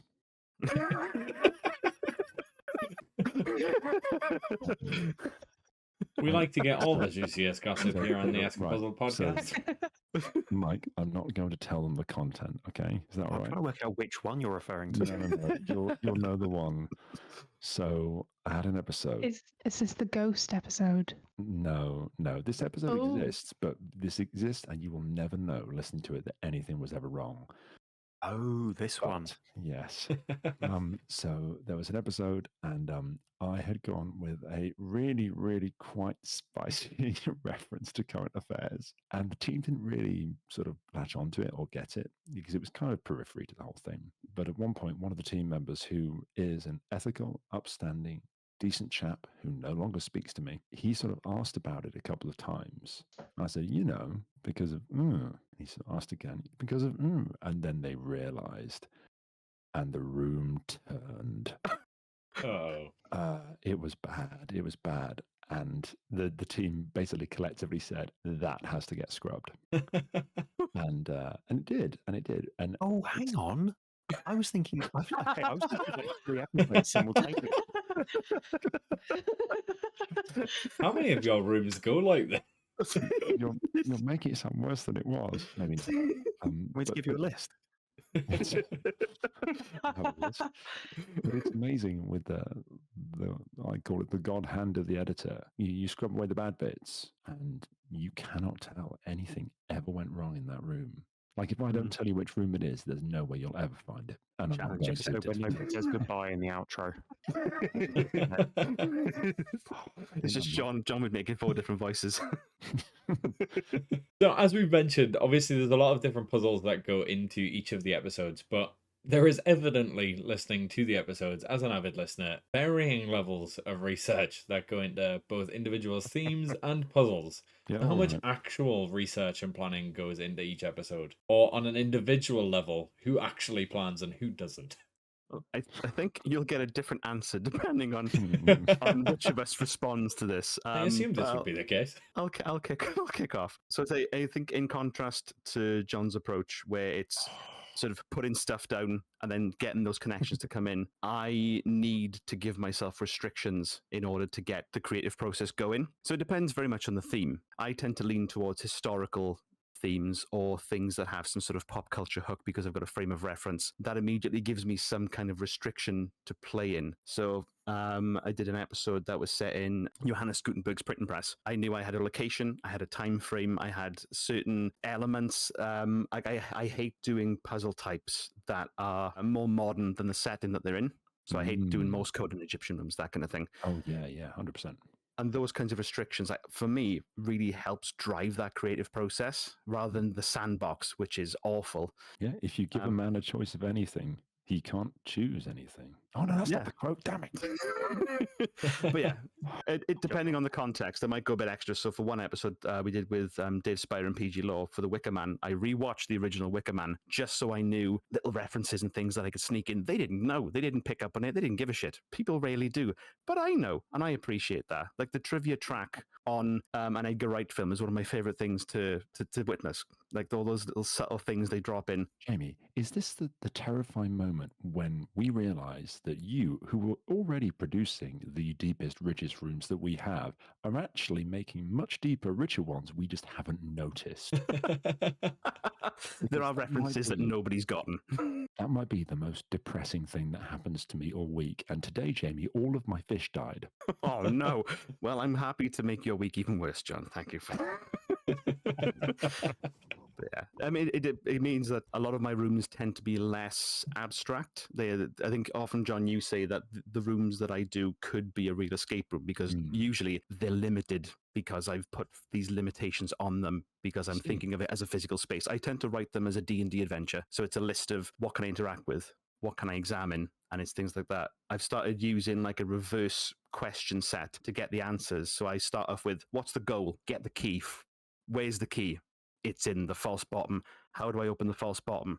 You unlock this lock. What's the combination? It's this. And working backwards from that, I flesh out the structure of the room. The rest of it then is just confetti. Just real quick on the where's the key front. Above the door, you just didn't look at it. That came up in an episode once. Oh, it comes up. It comes up in a future episode as well, and you can hear the collective. Oh my god! So I'd like to bring something up here. Brief segue, very brief. The issue of the find. So one challenge that we have is that in a real life escape room, your own observation and curiosity and skill at finding stuff that's just already in the room is quite a key factor. Varies from room to room. Some rooms it's really crucial. Some rooms it's not really a thing. Now, we have to simulate that in the podcast. You know, you're in a room, there's a desk, there's some drawers, there's a table, there's a mirror. Or you walk in through the door, rub your feet on the mat, and there's a desk, there's and it turns out the key's under the mat. The line between something being in a place that you have to specifically pluck out of your head and said, I would like to look under X, rather than I look at the table. You know, if the key is taped under the table, if they look at the table, do they get the key? Open question. And I struggle with that a lot, where like the team's sort of looking roughly at the right thing. And I'm like, have you asked the right question? Whereas in a physical escape room, they just find it or they don't. It's one of the sort of troubles of the genre, this little genre that we've kind of made up. This is where I think the strength is on that blending of the role play game aspect of it, as we're not just games masters, we're almost dungeon masters. because it's through that audio signpost in that people will maybe clock to think, or at least get them in that mindset that they need to ask those questions, because they're not just Jamie with a microphone playing a game. I am in this space. I can interact with everything I want to. I can lick the walls. People have done, you know, it's that kind of thing. They do it for laughs, but you can interact with everything. For example, you can interact with a Da Vinci himself. Take it away, Mike. One of my favorite characters. Hello, Leonardo da Vinci. Cool cat. What about your research? Yeah, I don't know how does that approach vary with you both? I tend to be a little bit more last minute. I won't lie. Shut up. Yeah, and I'm sure it shines through. But and every time it happens, I'm there sweating, you know, with 7 minutes to go. In fact, sometimes 7 minutes over, still writing part of the puzzle. Thinking, I hope I get this right. And most of the time it is. But then we get to the moment in the episode where the team say, "Is it 14?" And I'm like, "It should be, but it's not." Oh no! Oh no! And just in case that can be edited out, Mike will then chime up and say, "He's done it. He's done it again." I think that's part of the beauty of the kind of podcast that we do, is that like even when it doesn't go well, it's funny, and the players know that I can have a laugh with it. It doesn't suddenly fall flat, and that just makes for a good episode. There's while we're all very different, there is a unity of tone regarding that. Like if you're hosting a room and it goes wrong, if you're in the Infinite Escape Room, it is you are honor bound, one, to include it in full in the edit. There is no cutting out your own incompetence, especially unless it isn't funny, in which case cut it. But like if it gets a laugh, then that stays in. And two, you must embrace your own failure. Yeah. Yep. 100%. I think one of my favorite things that comes up a lot in your podcasts is, I don't know, Mike here. And then some sort of reasoning for the shenanigans that just happened minutes prior, or the following shenanigans. Oh, I'm glad. I think my favorite times to do editor interjections are where I've snuck in a traitor into a puzzle. Oh my goodness! Or if they're all traitors. Your traitor's phase. Phase? John, I'm going to spoil it for you. It never ended. He's playing the long game. Oh shit! The long game. There's one amongst us right now. Yeah, one of you is a mole. I haven't even hit record.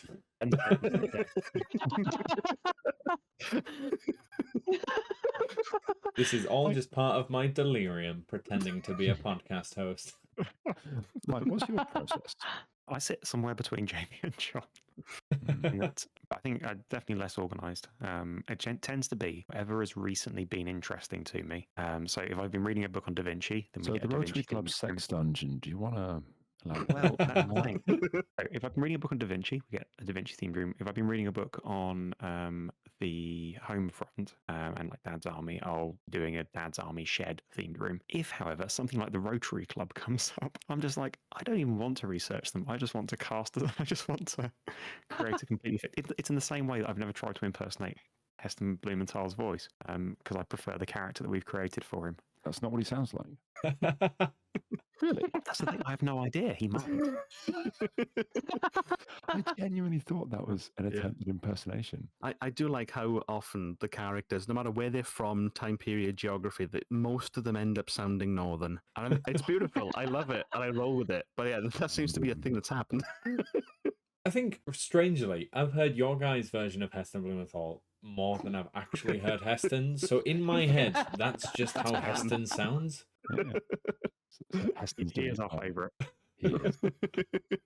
I don't think this is a question, but I'm going to throw it in there anyway. Obviously, you guys have a myriad of like recurring characters. Is Heston your favorite? Are there any that you have that are sort of in the bank that you're looking to bring back? Do you know what? Oh, We went through a phase for a while. We did this series with this. It wasn't even an intentional series, but we had a recurring robot called Marv, oh yeah. and Yeah. I quite enjoyed everyone's because he never said anything.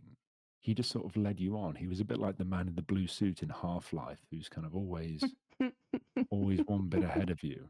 I mean, except that he doesn't like kill you at the end of the game. But anyway, Spoiler alert. oh yeah, the stone guy in the business suit is the baddie. You didn't see that coming. But yeah, I quite like the sort of you got everyone's sort of idea of what was behind him, and then the next person's idea of what was behind him. Whereas Heston's a maniac. So I Yeah. quite liked that. That was sort of charming. Yeah, Merv did make a comeback a few years later. He helped some of the solvers like defend against a group of like Shaolin monks a couple of years after he was put to yeah. pasture. And we did a similar thing with Gavin the demonic bunny, who ended up Yes. his corpse ended up in Aw. hell.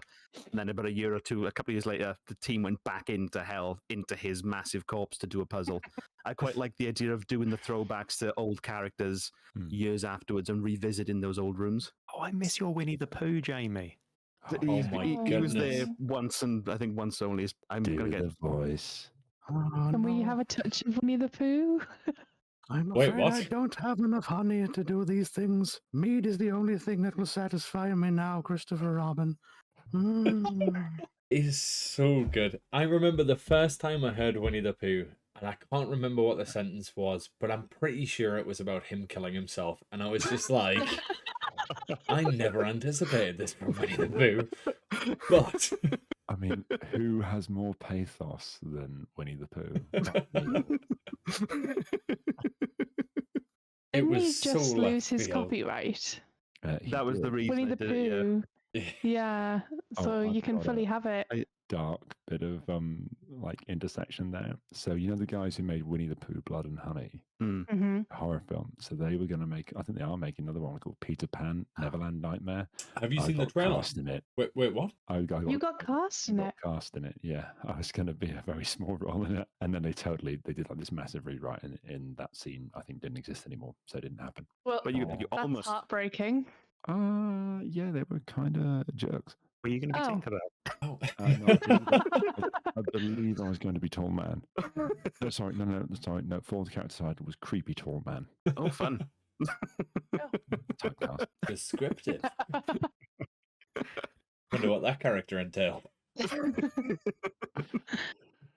Infinite Escape Room, by name, is infinite. So, will your kids be inheriting this in the future? Mine's already been on it. Oh my god, what? No Grace has way. been on it. Yeah, Grace has been on. She introduced an episode. I'm pretty sure she Really? yeah, said welcome to the Infinite Escape Room. Yeah, I think she did.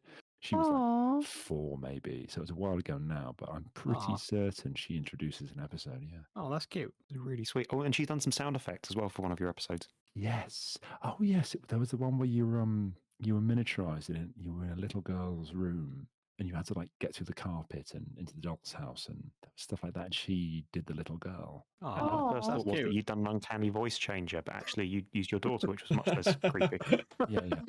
Yeah, so she's been on the show. So yeah, I will absolutely. I think that given that although we're all dads, I think at some point it would be really fun to have a kid-friendly episode of the Infinite Escape Room because Oh. we use that explicit tag graciously, generously throughout the runtime. It would be so fun to see us try to rein it in, and obviously the episode would be filled with bleeps and clown honks and stuff to cover up where we don't Slipped up. Jamie, this is a beautiful idea. I also think it would be really fun to just give your kids the podcast for an episode and give them an escape room and just not have any sort of interjection at all. Just let them Oh. roll with it. see the chaos that ensues. I actually think kids are quite good at escape rooms. We had a few teams of kids in, but there's an age thing here. So whenever people brought young kids, like between say 9 and 11, they'd actually be quite good. They're very observant. Nothing gets past them. They're actually quite logical in the way things come together for them. And because they don't have a ton of life experience, they don't have like weird expectations of stuff. Yeah, but it makes them a pain in the ass for performing magic tricks too. Yeah, I bet it does. Yeah, I can see that double lift. I can see the thread. Yeah, we don't care. Shut up, Charlie. Suspend your disbelief. But once they hit puberty, it's all over. They're rubbish. The two worst teams ever to attempt the bank job, and the bank job was not a hard room. Mike did it on his own, which was hilarious to watch. Is that a reflection on Mike or the room? Pass. Don't play well with others. I bite. But the worst teams were actually no. The worst team was teachers and Ooh. cops. But apart from those two, the worst teams were teenagers. Absolutely terrible. Can't wait. I think deeply narcissistic. from like 12 until 15, they are very likely to break things. Yep. So it made it so I could no longer run teams for teenagers and they'd have to be with an adult. And it would just be like little things, but it's little things that also cost a lot to make or are really difficult to fix very quickly. And it's like, oh, well, thank you for smashing that painting. That was actually quite important to this game. I now have to close my game for the rest of the day because I don't have a spare. Because we never anyone would do that. Yeah. Yeah. Or someone put their foot through a fake door. And I just stood there going, oh my God, that has been running for 4 years straight. And now I need to pull the whole backing off this door and remake it. Shit. Yeah. And it was because one of them trapped another person into a different room. And the only logical thing was to kick the door through. I'm glad it was me. I'm glad it was me that did it too. They did it too, and not one of my game operators. It was fine. It got fixed in the end of the day, but teenagers. I do not envy you guys as fathers. Yeah, you will soon have your own troublemakers. Enjoy that. I can barely look after myself. I am a liberty on my own. Never mind a little sprog running around. That feeling does not change when you have a sprog. There's very much replaced by feeling of, wait, I'm responsible for this? Shit. Uh-oh, there's a little me that I also have to take care of. And it's just like me. This was a mistake. It's using my words and actions against me. God damn, you inherited my sense of humor, you bastard. One day, you will inherit my escape room puzzle.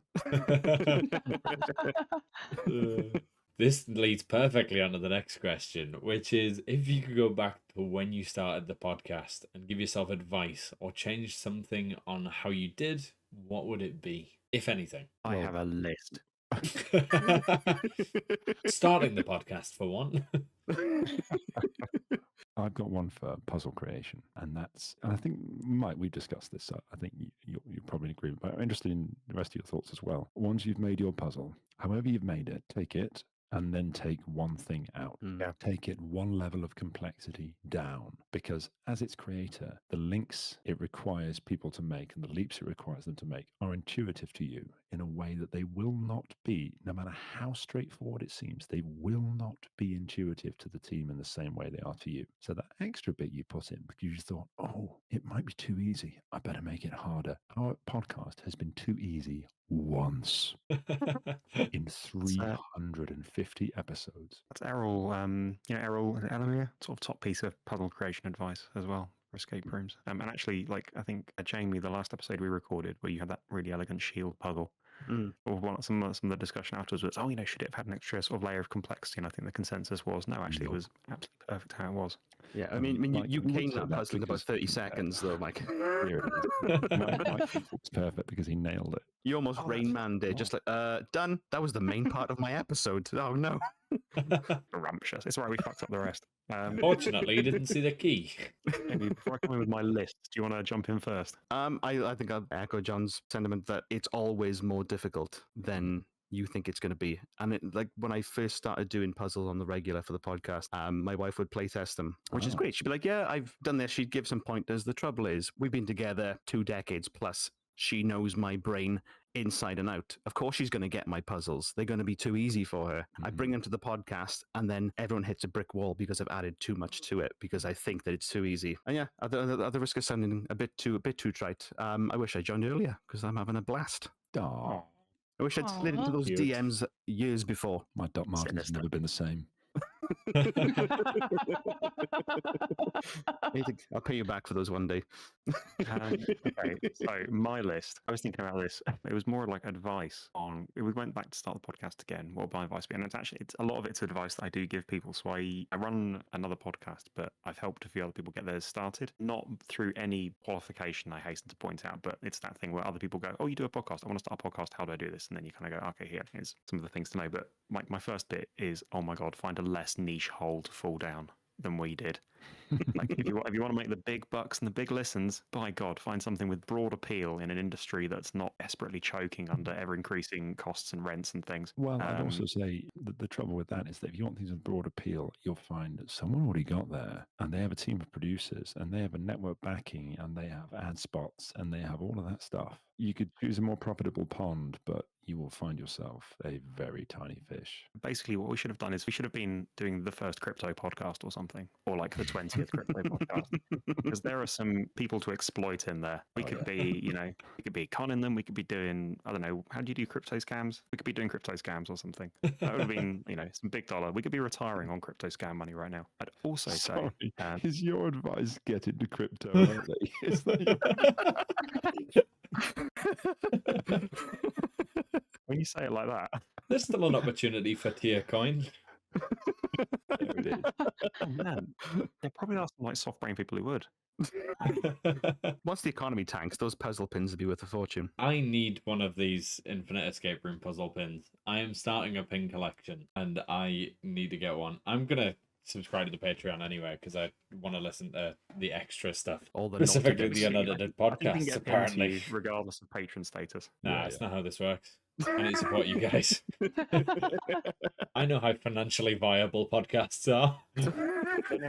When we had people on the show, we've sent them pins. So come on the show and we can send you a pin. Yay! That's the loophole that. And all you have to do is give us your address. Ruh-roh. This reminds me of just completely off topic, but somewhat on topic. Have you seen the Duolingo merch thing where people have bought like plushies of the Duolingo bird, and it says, "Thank you so much for supporting us. Thank you for buying our merch. But just so you know, if you do break your Duolingo streak, we now know where you live," which is sensational. I like how much they've just doubled down on being so aggressive to their fan base. It's fantastic. The This is what's on Duolingo sale. social media accounts are sensational. Absolutely phenomenal. Absolute I love a hellhole, spicy but they're social media great. So back to my advice for past Mike. My God, choose something easier to produce. Like, where you don't have to write a motherfucking escape room every single week. And while we're at it, don't make your podcast weekly. Don't nail yourself to that mast of misery. We figured this out after episode 1. So wise. So wise. After a week of crying and 0 production. Oh my God. I think the first year was absolute murder in weekly because it was just me and Ben that first year. I think it was just me for the first couple of months and then it was me and Ben and that was absolute murder. But everybody being like, we've hit a rhythm now, which really works for us, but ye gods. Now to the positives. Earlier on, recognize the value of just having a recurrent cast and familiarity and chemistry. So we had this kind of rotating thing, which was really good from like an us perspective and kind of circulating people through the show and getting lots of voices in. We really felt our way towards as being that there's a core group of people who, if we've got them on, we've got guaranteed kind of chemistry and we know how they bounce off each other. And like listening back, it's fun to listen to. It's nice to sort of get to know you guys as well. As weird as that sounds from like an audio perspective, you almost sort of get to know characters that you portray on the episodes, and you sort of familiarize yourself. There's no character. For legal reasons, I think you should say otherwise. It's interesting you bring that up because I often feel, and I try to fight, hopefully it's the right thing to do. I often feel, is there a danger of this being too in-jokey? And I find myself like kind of trying to sort of like call back to things or explain them or sort of reference back to stuff that has happened before, just in case there's like people who are new or new-ish and going, like I need to put context in here to make it work for you. Yeah, but at the same time, it's a nice nod to the people that have been here for a while. This is true. It's a nice sort of, as you say, it's an in-joke. It's nice for you to acknowledge you've been around for a while and this is just for you. This is expected. You're in the circle. This is for you. Yeah, it's part of the law. We've built up our own law. Unfortunately, you are criminally liable. And this is part of the legal procedure. I think the podcast does a good job of being drop-in, drop-outable. Like you can just pick a random episode, even in the middle of a run, like with a Rotary Club. You could just pick a random one of those. You're given the context of the story that happens before, and it's just a bunch of idiots having a laugh in an escape room. That was, I remember, part of Mike's original pitch when we had that long conversation that he's completely forgotten that we had, which is nice. When we talked about that, that was part of his pitch. His pitch was like, it has to be episodic. It has to have everything you need in one episode and also have art at the same time. And I think we've always kind of held on to that, even though the format's changed lots of times. And now, in some respects, is very much back to how it was at the beginning, but with a different crew. We've held on to that sort of core principle that each episode stands alone, but is part of an overarching thing. There's a reason to like come back to it if you're wanting to be a part of a series, or you can just drop in every now and again when your Spotify reminds you that you're a podcast that you can listen to, sort of thing. I think what's nice about that as well is even if you do get to an episode where there is a callback, it almost makes you want to go back to listen to the original context for that. Like there's a few times where I've been like, a very strange reference. I wonder what that's in relation to. And I'll go back and like search for where it came from.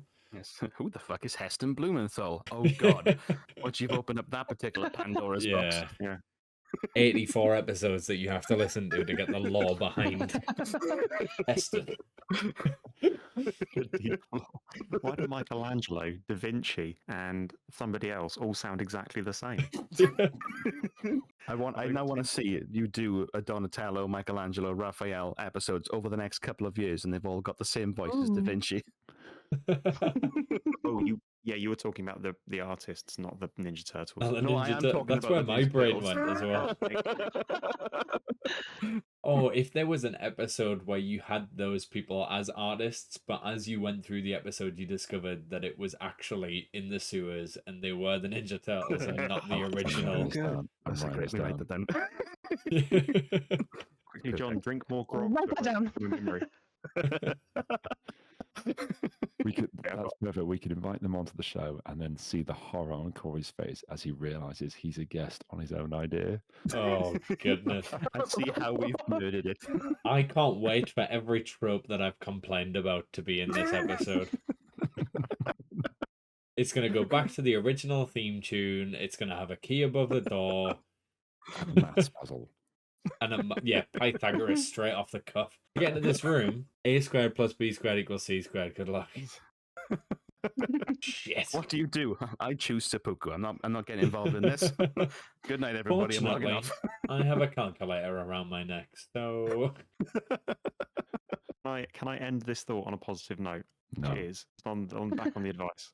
I'm going to do it anyway, John. Fuck you. Okay. Don't sweat the breaths, because the more you do it with people, the better better everybody's microphone discipline gets. And suddenly you don't need to worry about the breaths as much, and you don't need to worry about the ums as much, because people just get gradually more confident. And then eventually that becomes kind of like sort of punctuation. Like the breaths and the ums become a punctuation that adds sort of rhythm to sentences, and you get a bit more forgiving with it. And the other one is make something you love with people that you love, because that way it doesn't really matter if anybody listens. The fact that we have listeners has always been a bit of a surprise to me. But an absolute delight. The thing is, we make a show that, well, I mean, I make a show.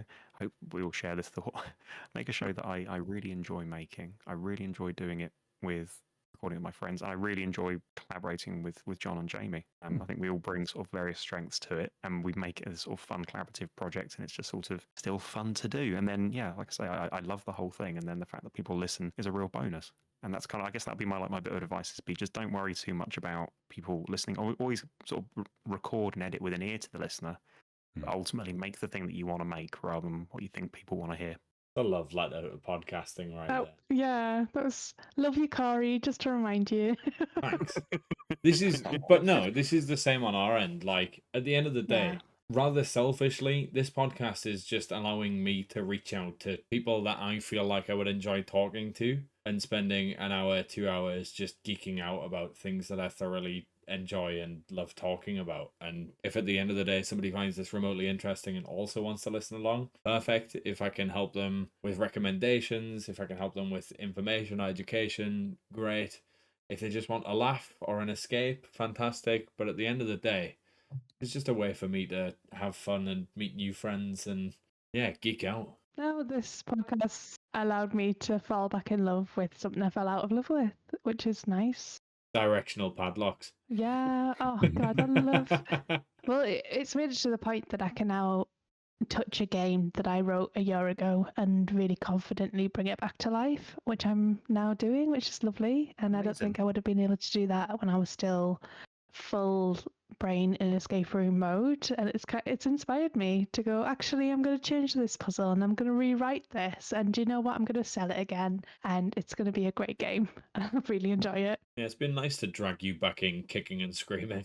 Yeah, I know. There's definitely there's something about the sort of the show, the sort of the scratchy nature of it, where you know, even though, and we didn't actually talk about prep time. Interestingly, I reckon for a full episode, from sitting down, starting writing to finishing the edit, is about 10 hours. Mm-hmm. That's where I think I am roughly. It ebbs and flows. Mm. But in that time, you're going to create something imperfect, 100%, and you're going to see its imperfections found by other people live, and then listened to by yet other people, possibly forever. Why do you think I spent so long on the edit? Yeah.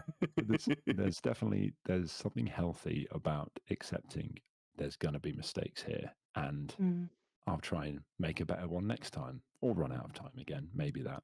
But I think there's something healthy about that. I always, well, not always, but I sometimes find myself thinking that there's a monk somewhere in the mountains, and they make these incredible pieces of art out of powder, colored powder.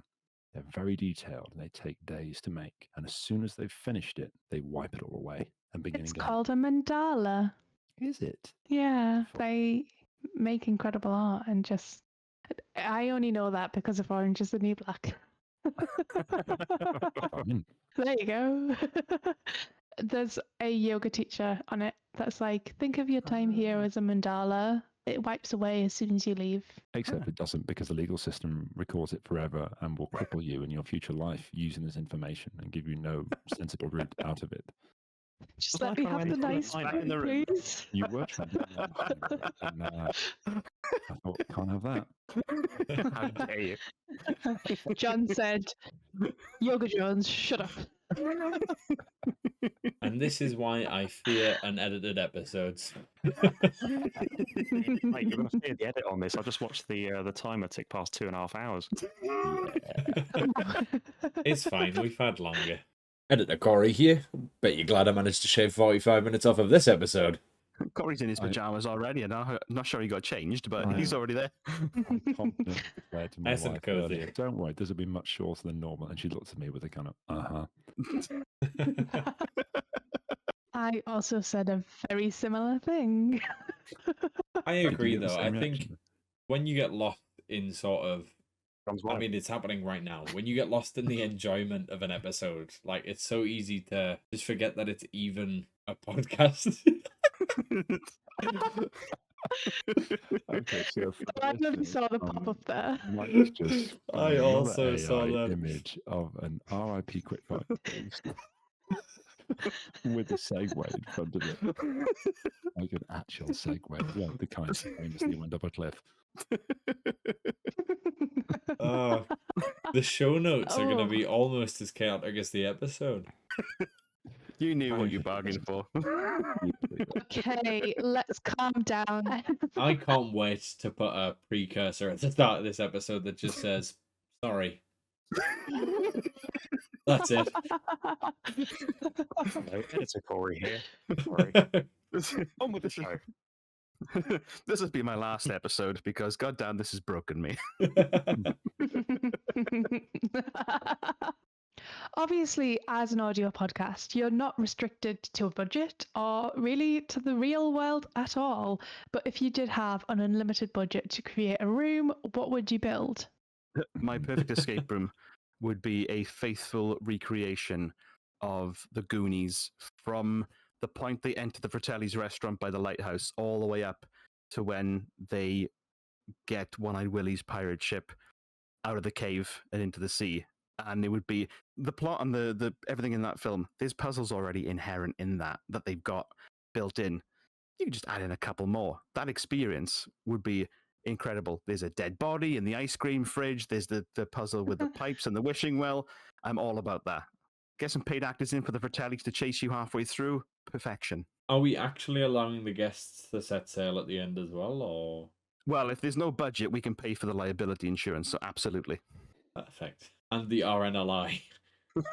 They're always on standby in that little cove just in case. Amy, your new room's going really well, but Border Force have some questions. It turns out there's some smuggling happening. Immersion is our top priority. Yeah, I think I'd just hire Heston fucking Blumenthal as a GM, to be honest, and just get him to burst in randomly on rooms and be like, "Hey, mate, that's a fucking Blumenthal. I've got a little job for you." That would be, I think that's all I'd really want out of an escape room. In fact, I'd probably have him do it in a series of shit escape rooms. So, like, go and find, there's a really bad franchise one in, I'd probably have him just randomly burst in, do Heston Blumenthal stuff. Not the one that we did, John. There's a worse one. Oh, wow. We have an idea for a TV show with no audience, but a great idea. It's Ramsey's Kitchen Nightmares, but with escape rooms. Ooh. That sounds great. Who would be Ramsey in this instance? Who would you give the responsibility of being the expert? See, I think the responsibility of being the expert would probably fall with Helena. Thank you. I will take that. Because it sounds like you actually know what you're doing. I, as a posh English white guy, sound like I know what I'm doing. And have zero qualifications. I'm more than happy to be a Gordon Ramsay in this position. Okay, so what are the plans for the future? Can you give us any teasers? Survive. Yeah. Just Just not be cancelled.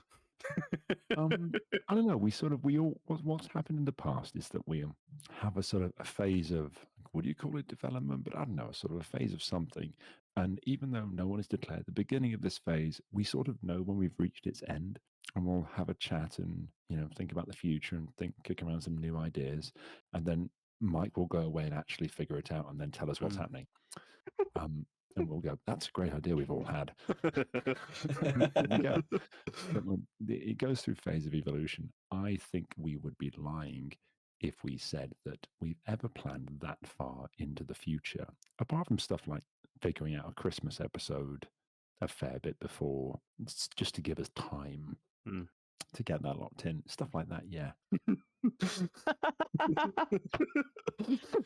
So, for the listeners, Mike has, during my very eloquent and thoughtful speech, found yet another AI image which has a gravestone with RIP Quickfire editor Corey in flames, surrounded by segways. I think we need to release all of these individually. They're already in the show notes. So yeah, Plans for the future, don't know, and it's always been that way. I mean, we've only recently, with this latest format, gotten into a position where we can record episodes more than 1 week in advance. Yeah. Because up until very recently, we were recording episodes on a Wednesday to publish to Patreon on the Sunday. Yeah. And fatigue sets in. Yeah. Yeah, so this new system we've got to let us breathe a little bit. Jamie, you were recording them on a Wednesday for a Sunday. I was recording them on a Tuesday for a Sunday, but not the Tuesday you think. Yeah. Occasionally we get a message on the WhatsApp group going, how late can I feasibly push this to Patreon before they start cancelling? It has happened. So I this, got yeah. permanent eye damage from just rolling them so much. Like spirals etched into the outside. Yeah, I agree. No idea. Every year I say I don't think we'll be doing it again next year, and then it carries on being fun, and we find a way to make it work for us. So yeah, let's see what happens. Anything could happen. We bring somebody else into the production team. One of us could. I want to do break a it foot. about burning segways in a graveyard. Something that I've always wanted us to do is a live show. I think that would be amazing. At an escape room conference or a games con or something. Edinburgh. Have us doing a live episode of the Infinite Escape Room. I think that would be chaos. I had this exact thought when because I just recently did Edinburgh Fringe, hosting, obviously magic consulting and stuff like Nice. that. So I assisted on a show up there for the month, and there was a lot of D&D based shows, and I thought, wow, it would be incredibly fun to have an Infinite Escape Room episode as a live show. And then I realized just how incredibly niche a D&D escape room campaign is in comparison to the generalized world of D&D. But I agree, it would be so fun. So fun to hear it live and in person and uneditable. Yeah. Well, I know the show The Dark Room. The Dark Room is sensational. I've never seen it. Really would like to see it, but that it's got, as far as I can tell, has a similar vibe. That sort of point and click text-based adventure, in sort of the mechanics, but in a live setting. So there's an audience for it. And we've done something similar before. We have. I was going to bring this up, Michael, you absolute motherfucker. Oh, sorry, John. We've not done anything similar before. Unless I've forgotten it, John. Once upon a time, Michael brought me and Ben onto a show, a show that he's prepared at length, because we always have prepared, as I said, 10 hours, right? And Mike said at the beginning of the show, here's an imaginary box full of props. These are the rough props. You have 15 minutes to design an escape room. Good luck. And me and Ben had to design escape rooms in 15 minutes. And then Mike, because obviously Mike's been there for that process, kind of not so much facilitating as heckling from the sidelines. At that point, Mike then goes and gets his lovely lady wife, Laura, and her voice just appears in our ears, suddenly saying, "Hi, guys." And we have to present our escape room, and it's terrible. It's absolutely terrible. On the one hand, like the little bit of me that's always kind of observing things from afar and going, that was good. I mean, you're an idiot, but that was good. Is thinking, okay, this actually works. But the bit of me that's in the moment is in hell. That was not what I was thinking about, John. I was thinking about when we did the conference piece. Oh, the the corporate live gig. one. Oh, the corporate gig. Oh my God. That was fun. So you guys, as listeners, any listeners out there will have very little awareness of this, apart from the fact that we referenced it a couple of times. We got asked by an old friend of mine who I worked with on tour years ago, who now works for a mobile game company called Triple Dot, and they have these like Friday afternoon Zoom-based meetups for work after the working week, and they're meant to be a fun thing. And he'd been asked to organize one of them. And he was like, what the fuck do I do on Zoom with like 50 people who are in different countries who want to go and get dinner now for fun? And he asked us if we'd do a live hosted escape room. And we said yes, without realizing what we were getting into. And we named a fee that was too low. Anyway, we decided to set this at a video game conference. And the way we did it was there were like 4 or 5 teams and 4 or 5 hosts, and the hosts would be rotated to join the teams. So the teams would stay in their little breakout room, and each host on a timer would be rotated around to pitch their room to the next group. So each group did every room, and each room gave them a piece of a map, wasn't it? And with the map, they could then solve the puzzle. So yeah, that was wild. We did a dress rehearsal with our friends and family that was an absolute disaster. We completely screwed up the breakout rooms. I think it was a fiasco. But the actual execution went pretty well. I think they enjoyed it. Yeah. I had fun. We never heard from them again. Stunned silence. So there's opportunities there for future live things, so long as we find the time, effort, ambition, talent, and audience. Lisa and David Spira, if you are listening, Recon 2025 online. Here is an idea. Oh, God. Oh, yeah, shit. That would look well. Ooh. There's an A idea. live escape Yeah. room. We see the caliber of people that attend and speak at Recon, and then at the bottom of the Discord list, there's us. I think though you could have a really good screaming at the radio element to this, where like you have an invited panel of guests who are solving the room, but everyone else, you know, at the conference is in the Discord or whatever it is. I don't know how these things are pitched, but like you can see it, and the audience can type in when they've solved it, not the answer, just when they've solved it. So that as you struggle and squirm, as you, the expert, run completely dry, you see one after another, dozens of people. get there Done it, before done you. it, done it, done It's it. like a real-time YouTube comment section. Yeah, I think that would be a beautiful car crash that would end careers. And that's exactly why we're pitching it. On a side note, you guys really need to come to Edinburgh Fringe. It's incredible. It's a long-term ambition to get to Edinburgh. I've never been. I really want to go. Oh, please do come up next year. Like, let's blast out some escape rooms. Let's organize a few days to get some stuff done. Even record a live episode would be super fun. Oh, and we yeah, could just do- Let's do it. to see We some could- we could- shows. We could be do pretty cool. another. We could do another review of Room. Oh goodness! Ooh. Oh, not another John hates a room. Oh no. Imagine Well, a, How's the room we I- just did? Let me tell you about this Alexa puzzle from 2 years ago. Ah.